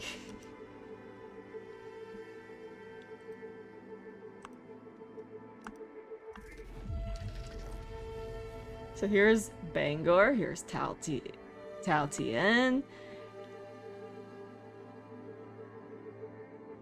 Time to start a GoFundMe for Runic's Graves. Oh my gosh. If they're doing this much writing, they're adding so many more new keywords and revamping all this stuff. Oh, Runic and Anaphora are going to be locked in the basement for a while. Oh no.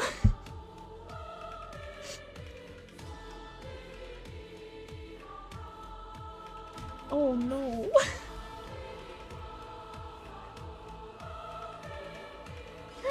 That's what the Polniprone is. Alright, let me grab this next section and start reading it.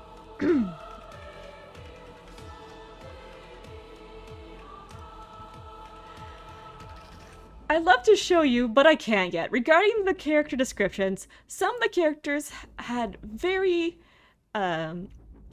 evocative and detailed descriptions, while others had descriptions that were excessively short or omitted altogether. We are refining the descriptions by selecting words that best represent each character's features, personalities, and individuality, and ensuring all descriptions have a similar length. Of course, in cases where the original text used expressions that perfectly suited the character, we are working to maintain the original wording as much as possible while still making it more polished.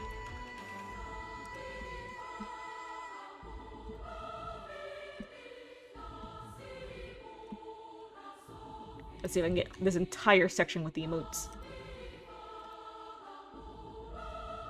Yay! Alright. But here's the thing. Point 5. We're working hard to refine the game to allow a more diverse interactions with the characters, but we need a mechanism to make the experience even more immersive. All the characters in Mabinogi have detailed backstories and personalities. It's a shame that only we get to see the details in the design documents.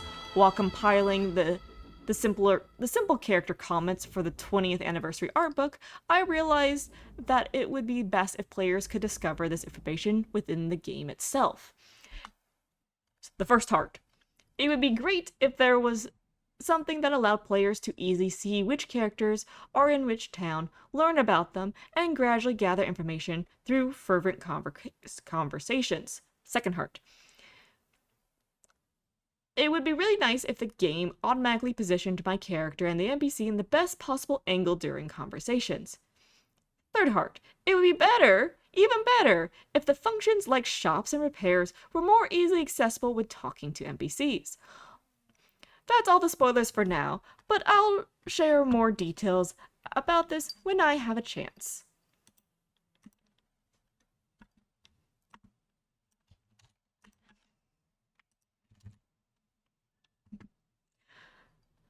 The news is that all the character dialogues will be revamped might not be entirely exciting for everyone. We understand that you might be worried that your favorite lines might be changed or removed. The development team is well aware of this concern. We are carefully working together and providing feedback to each other to ensure the characters in the village retain their core personalities and roles, and that their unique characteristics are even more clearly expressed.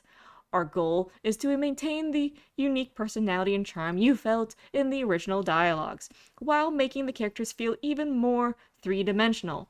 We want to minimize the incidents where you repeatedly receive the same unknown keyword response when clicking on characters.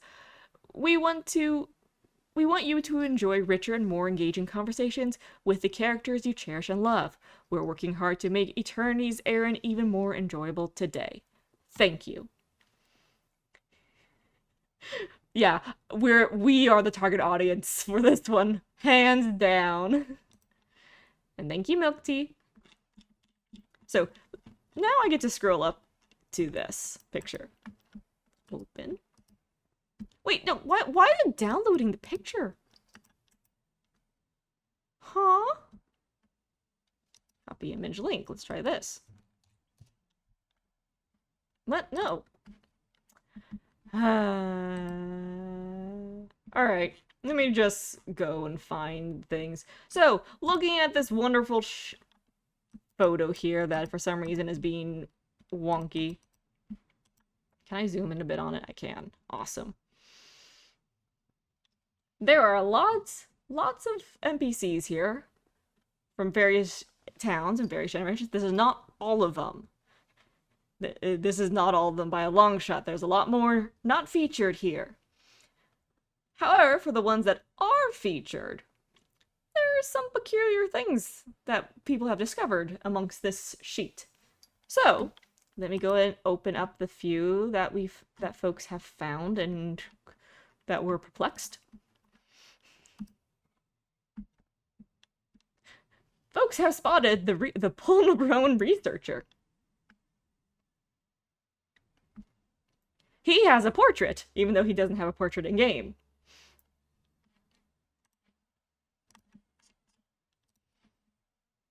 So that's the first one. I am pulling up the other ones.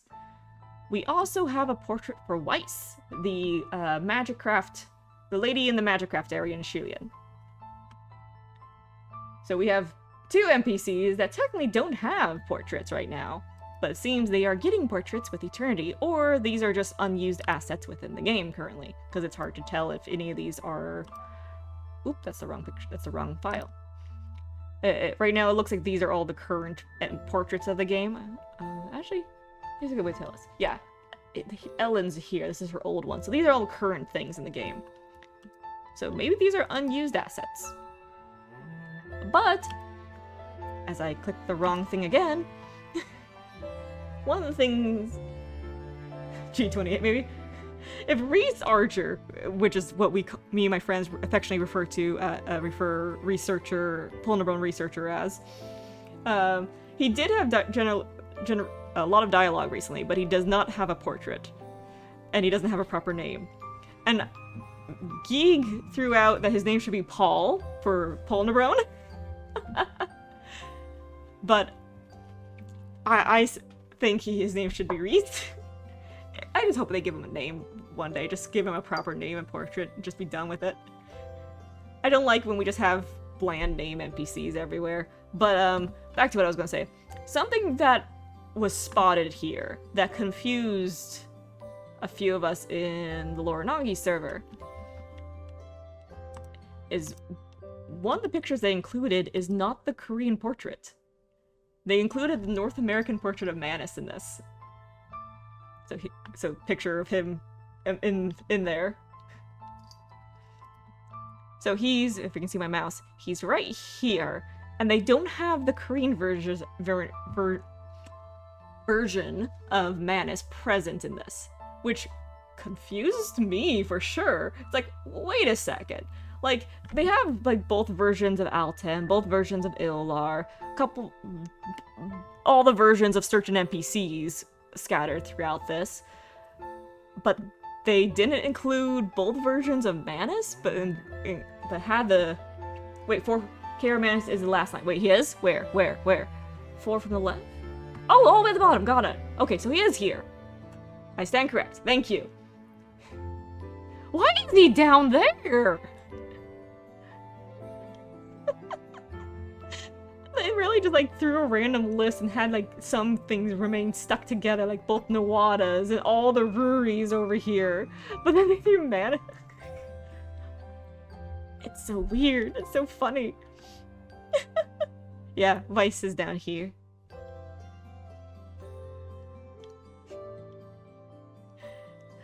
I just found it interesting because one of the things I was wondering with Project Eternity is if they're going to keep the North American versions of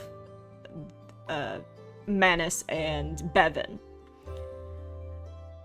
or give it, or not. Because honestly, in my opinion, they should just make the game universal for all regions, what NPCs are present and such. So I'm okay seeing our Manus and our Bevan. Oh, they even have our Bevan, both Bevans right here. Here's both Bevans. As I spin around, don't know if you can see it on stream where my mouse is at. Yeah, you can. But I guess they are going to try retaining them. But it's just kind of surprising to me. It just like... I figured they would try to keep things simple for themselves, especially since they already gave themselves a massive plate of, or laundry list of things to do. So, it'll be interesting to see how things play out. Who knows, maybe they add in both versions for all regions, and we get to see our different Bevan on different days situation to play out. But anyway, it's pretty cool seeing all these, and of course we have the 2 NPCs that didn't have portraits before. Get rid of that one. Weiss and Researcher. I want to keep calling him Reese, but it's not. So it's just neat. Exciting news. Exciting news. Things to come, as well as there's also a bunch of different portraits for all the different ogres and goblins at the commerce posts everywhere, and it's kind of neat seeing all of them, or a couple of them scattered in here.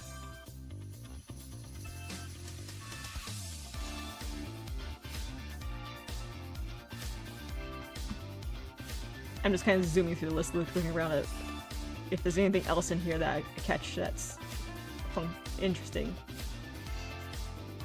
Also, another fun thing, you can tell a lot of the newer NPCs have a lot more emotes than older ones.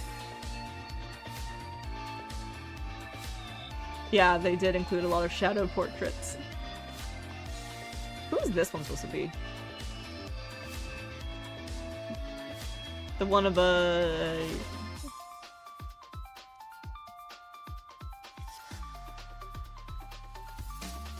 Oh! Professional, gotcha. Alright. But this post is now done. It was definitely a fun post, and I'm very excited to see all these changes. Now,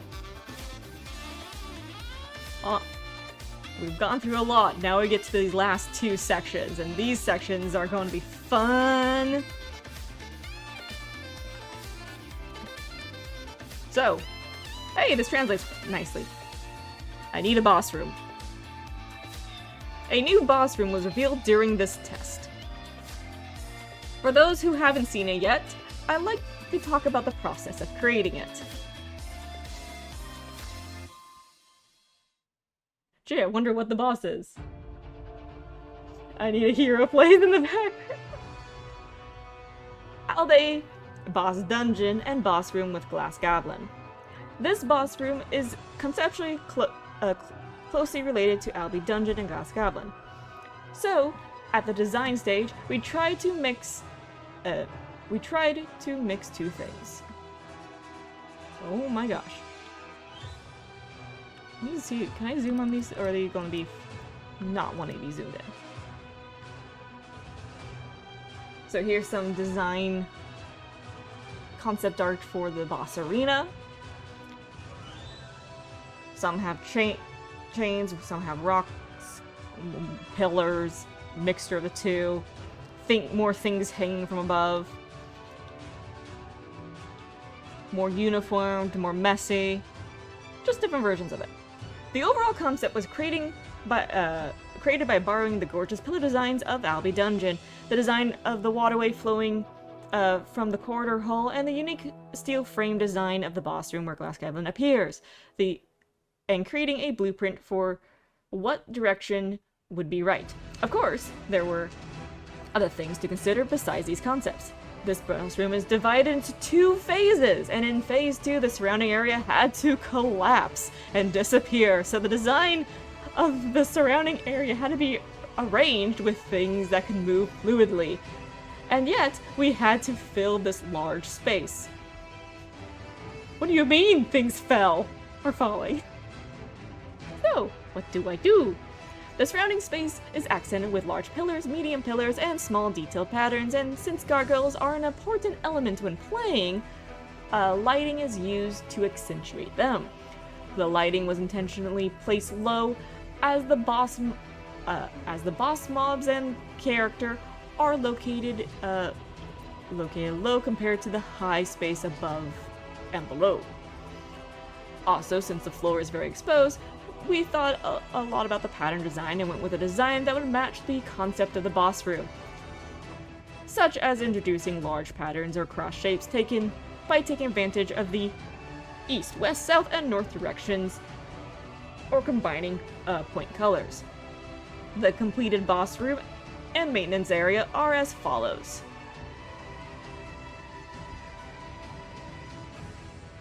That looks so cool!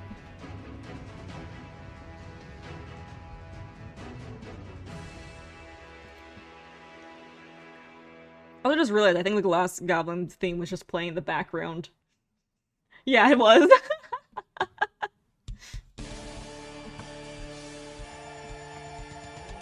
And still is. It's a boss room. And here's the entry area and how it's going to be laid out. That looks so good.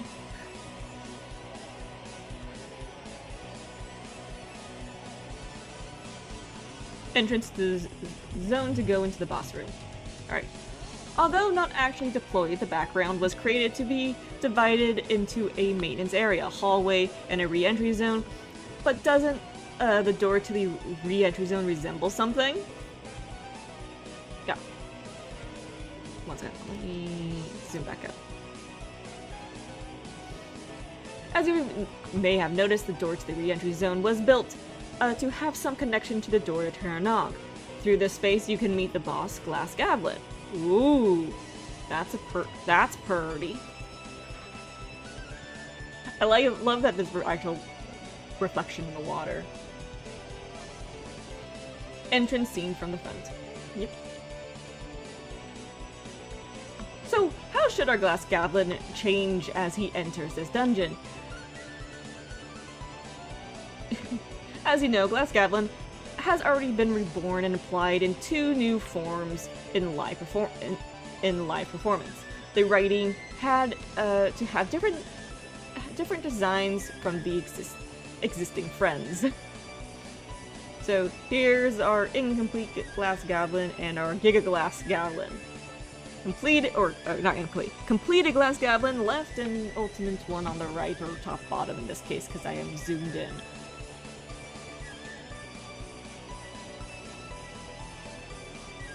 Still top bottom, okay.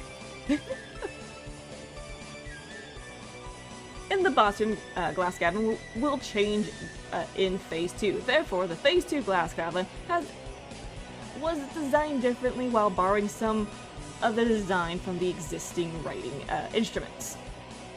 So, pulling ideas from these two, we have new looks to the first Glass Goblin we meet.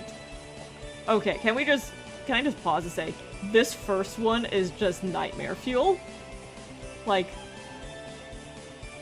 it's like melting. Its face is like melting off. Among these, considering the connection with the breast map and the final fix of a bright colored Glass Goblin, as users would not be able to see it well. Would not be able to see it well if the text was dark. Environment was dark, I'm guessing. Textures were dark. There we go. The original drawings for Phase 2 of this script that was created in this way as follows. So this is what the Phase 2 thing is going to look like. Kitty face. Glass Goblin.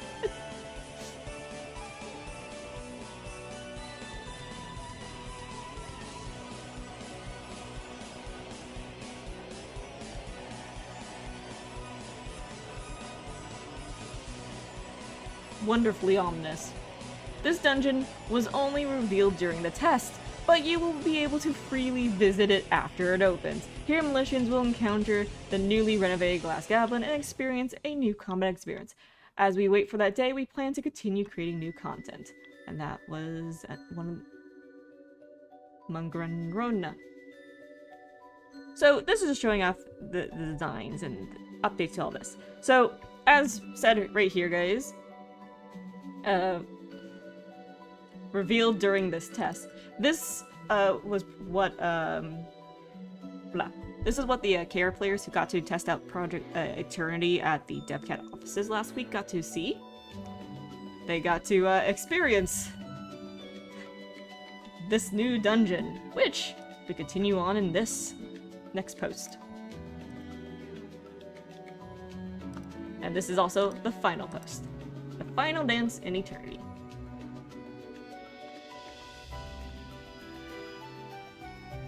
Zoom back in a little bit.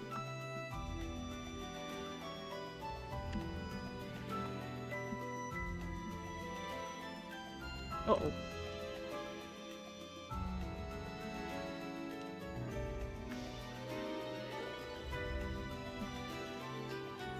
Alright, can you hear me? Hey Militians, can you hear me well? Hello, I'm 9, the Eternity Planner.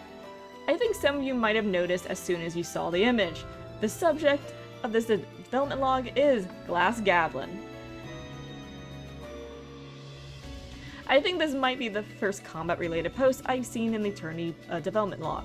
This is a boss monster that has many memories with the Militians. I too will start writing with excitement. Production background. Mabinogi is a project that has grown together with our Militians for a very long time. As a game that has been in service for a long time, there have been many big and small changes in Aaron. I think the part where you can feel the biggest change is its combat. Accordingly, there is a significant difference in the battle experience between the past boss monsters and the new boss monsters. Representative examples include Glass Goblin from G1 Final Chapter and Mirror the Beloved in Brileth. Very, very different. So, in Eternity, past monsters that have appeared in mainstream have been transformed a bit to fit the latest Mabinogi battle grammar, or battle format. We aim to provide a battle content of a quality that will satisfy all Militians. And this work began with the first boss monster that the Militians encounter after arriving in Aaron, the incarnation of destruction, Glass Goblin. Ta-da! Battle formation. As a boss appearing in the mainstream, Glass Goblin has many attractive settings. When reimagining the Battle of Glass Goblin Eternity, the first thing that came to mind was the incorporation of these settings into battle. The first thing that came to mind was the summoning by consciousness. Glass Goblin's first encounter in the mainstream is summoned by Keyhole's plan. Oh, house. When I finished the battle with the Dark Lord, the sight of fake Morrigan, Keyhole, giving medicine after the summoning ritual was already performed is still vivid in my memory. Translation error there, but look, it's alright, we're moving on. The main concept of Eternity Glass Goblin's battle is consciousness suppression. The Militian arrived earlier than expected and had to wake Glass Goblin in an incomplete state during the ceremony. The Militian's first objective is to fight this imperfect Glass Goblin and stop the mana ritual in progress during the fight. So now we get to interact with these gargoyles and have these chains, which is kind of a neat reference to the original G1, where part of the fight was you had to kill the gargoyles that were summoned in order to... what was it? I can't remember exactly what it was, but it was like to get rid of the immunities that Glass had. Yeah, the Seal Scrolls. Freeing Morrigan kinda sorta thing as well, but that changed. I tried to incorporate the settings in the background well. Did you know Glass Goblin loves gold? The boss room, which serves as the battle stage, was designed to feel like gold or in a ritual altar. Yeah, it definitely has that vibe. The gargoyle statues placed in Albi Dungeon Room also have a role. In Eternity, it is deployed as a device to conduct... Whoa, what just happened there? My camera freaked out. As a ritual to conduct... Deployed as a device to conduct rituals, and is used as an in-game gimmick. At this point, you will also be able to understand the purpose of the black beads. Hey, the black beads.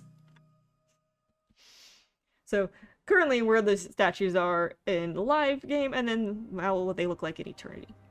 After struggling to stop the mana ritual and fighting the incomplete Glass Goblin, you will enter Phase 2. Here too, we wanted to provide a new way of having fun in Eternity rather than simply moving the map and changing phases. Do you remember the beam firing pattern of the G1 Glass Goblin? The thing that's supposed to obliterate folks and, well, doesn't really obliterate us anymore. After putting Eternity's imperfect Glass Goblin in danger, it unleashes a powerful beam attack in order to utilize the existing Glass Goblin symbol pattern. More dramatically, in Eternity, I've added several dramatic devices to compose a pattern. In this process, the Militians each created a battle flow that allowed them to respond to the patterns in different ways and disrupt them. And here we have someone tanking the beam, which I find super cool. Also, we have a bunch of characters here that are visible. Camera work that blends in with the patterns that were not easily attempted in live performances, cutscenes that naturally transition to phases after performing gimmicks, etc. We are exploring and trying out various methods to ensure that you can not only enjoy not only the combat gameplay, but also the visual presentation. In Phase 2, you will be battling Glass Goblin, the incarnation of destruction, who has regained his powers through the mana ritual. There is a change in appearance as it awakens once to match the concept. Additionally, in addition to the character mesh of Glass Goblin, you can see an even more powerful appearance in-game with the effects attached to the area around Glass Goblin's body. Doubts about base tanking a beam from the embodiment of destruction. So, original artwork and in-game Glass Goblin, the incarnation of destruction. Yeah, that looks terrifying. It looks great. I love it. I'm so happy with how this is progressing. Personally, I think it was cool when the bandages came off. I can't talk today.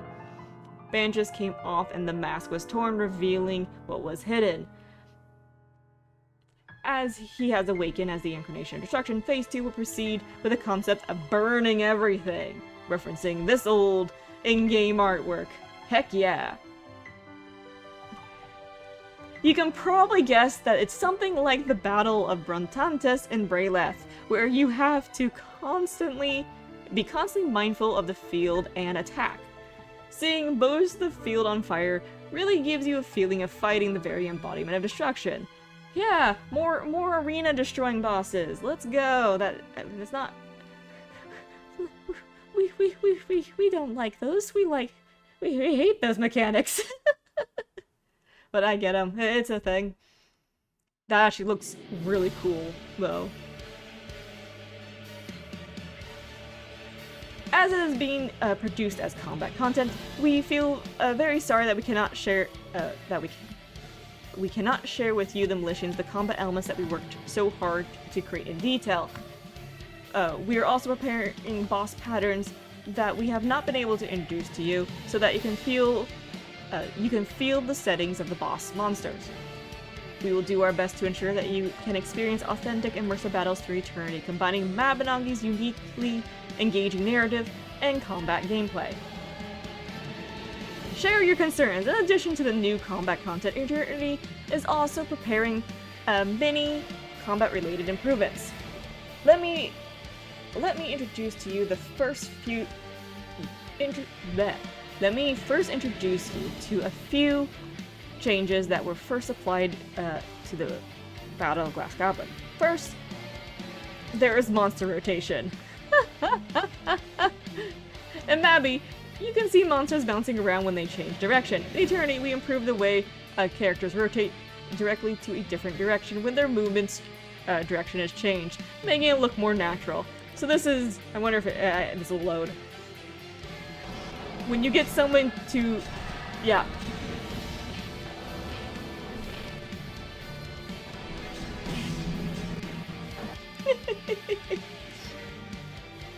And this, now let's take a look at the Eternity version.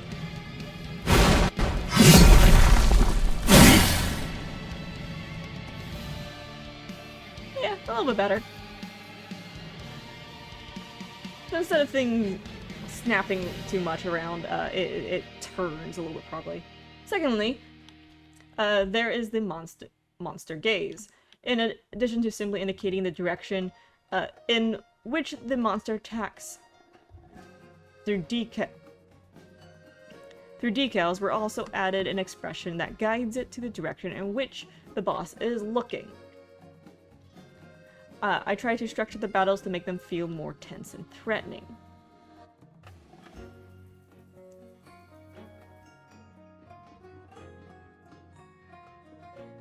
That looks... I'm just admiring this set piece and whatnot. This looks great.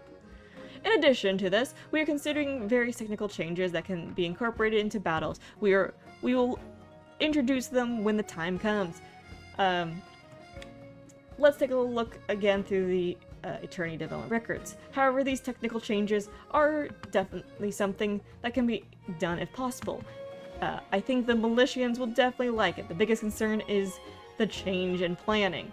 Skills shown in the test demonstration video revealed at the 2025 Summer Fantasy Party, as well as the common invasion skills, can be viewed with similar concerns. Same goes for convenience in battle, such as how about adding a ping system to Mabby, or how about a system where skills on cooldown are shared in the party chat. Among these, the most difficult concern is the direction of battle. Just how difficult should Mabinogi's battle content become? Would an action-packed battle suit you better, or would a battle focus on cooperative gimmicks suit you better?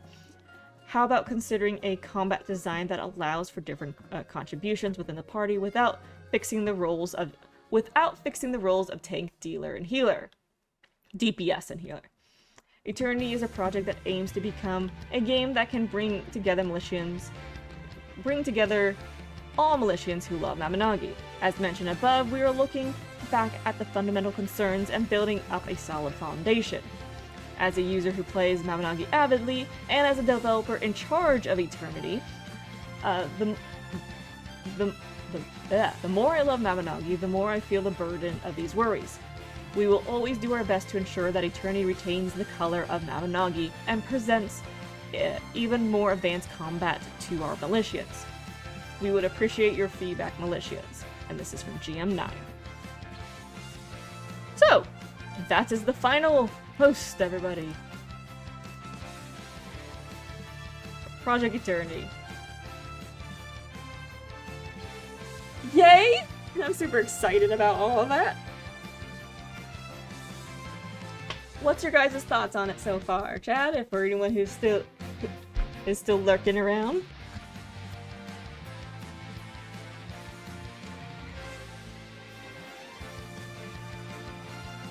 Oh, I needed a stretch there.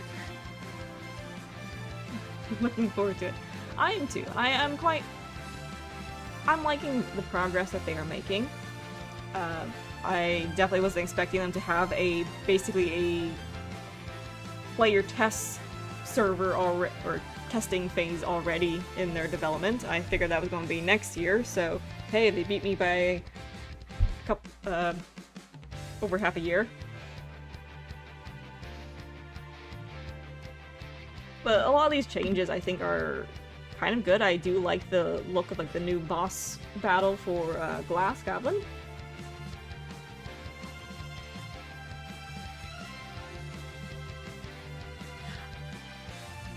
I agree with that. They're not trying to dump too much into the initial rework rather than waiting until... Honestly, I agree with that. I kind of...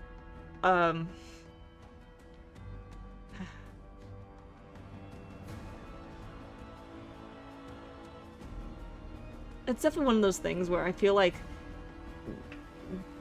they need to kind of roll things out slowly. Get Eternity out, but then roll out everything else afterwards. So, like, I wouldn't be surprised if they roll out Eternity, and we have, like, all the dungeons that currently exist in the game, but all the generations are basically on pause. But you're able to access all the generations, get all the talents, techniques, and open everything without having to do the generations anymore, essentially. The storylines are basically all on pause as they go through and revamp and rewrite everything and roll those out. So basically we get like a new... Like, when Eternity launches, we have G1 through 3 complete, ready to go. Here's all the revamped bosses, all the keywords fixed, all those towns and NPCs finished, never needing to be messed with again, all that done. So the OG crowd, good to go. Doesn't mean That doesn't mean Tara and Tatian aren't there. They're there. All those NPCs are there, just they are not updated yet. They're just implemented with portraits, but all their keywords and everything or storylines are kind of in limbo at the moment. Until, alright, here's now chapter 2, so Iria gets updated. Here's chapter 3.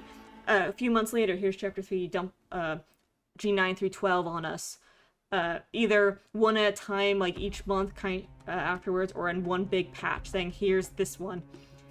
And kind of rinse and repeat, that sort of re-rolling out all the generations, and as soon as the generation for a certain type of content is reintroduced, that is how you access that content now. So, techniques right now, you can just talk to Duncan, for example, or talk to Lorna. We'll just go with Lorna, because I think that's the easier NPC to mess with.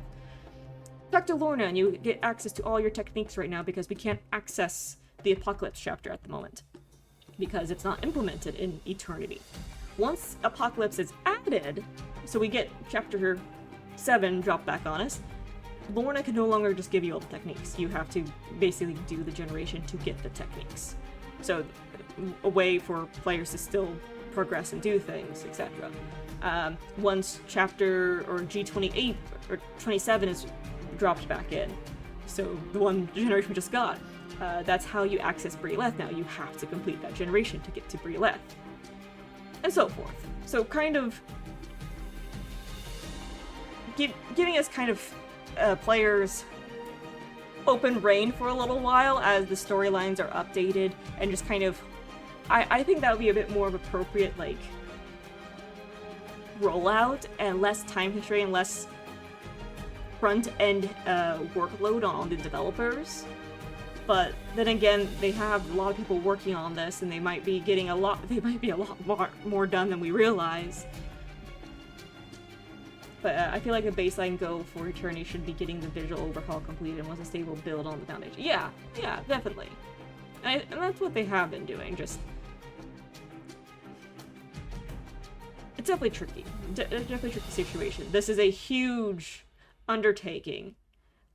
A huge undertaking. And unlike other games that had to do such undertakings of having to redo the entire game from the ground up, DevCat has the luxury of having time in comparison to those other games. Which is a big plus for them. They aren't at least to our knowledge at the moment, they weren't told, hey, you have to have it done in 2 years. Like, so it has to be out by next month. They're not having to cram to do something within X amount of time. They're given the breathing room to develop and roll this out appropriately. Doing a full-on overhaul of every generation's and cutscenes would be that's the thing. So thankfully, right now, they have a storyline. They can really just copy-paste the story over and clean that. Well, someone's going to be cleaning that up no matter what, but cutscenes are going to be the part that takes the longest. And they're definitely going to have a team working on it, and they're probably going to have so much fun with those cutscenes. And just going nuts with them, probably, because the Unreal Engine gives you a lot more tools and camera work, and of course we now have characters that can emote properly. So a lot of content in this game is going to be greatly enhanced by Unreal, and I'm sure those devs are going to have a lot of fun with it.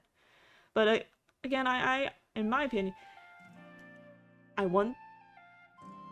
don't want them to rush things. I don't want them to cram everything in and throw it all at once, thinking they have to do everything all at once. I'm okay waiting for a little while to have the stories come back around.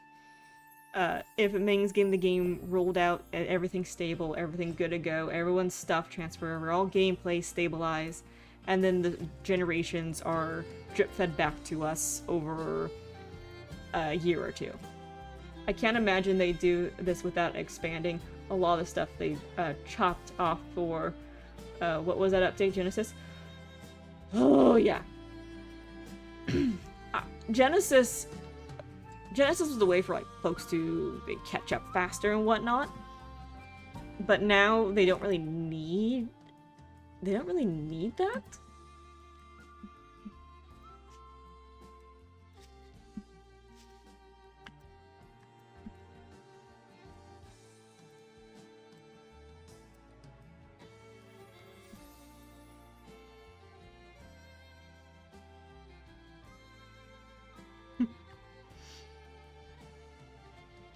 Genesis, and then there was another update later down. I can't remember the name of it, but yeah, a lot of the stuff that was removed with Genesis will probably be brought back, as we were read during the. Why is Soul emitting fog? I don't know. They are. That's a lot of fog.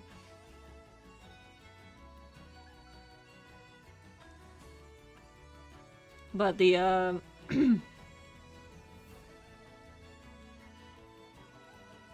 words, what am I trying to say?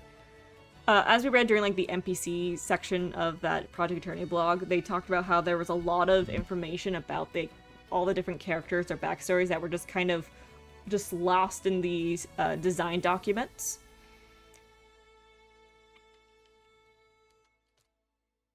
All inside the design documents that the developers have, but we, the players, don't see them. They want to add all that in.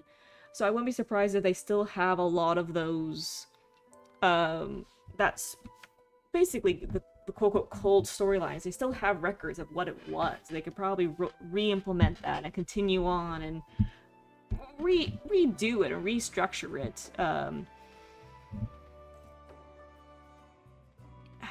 This again, this is the gargantuan task that the developers tackled, and I'm quite impressed with what they've been doing so far, and can't wait to see what all transpires. And I'm excited for it, and they definitely have my support on that end. And I pray, I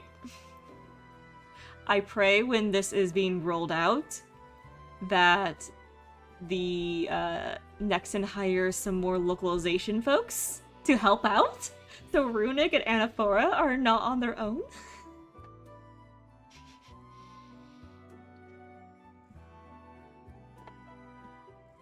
Because those two are going to be suffering.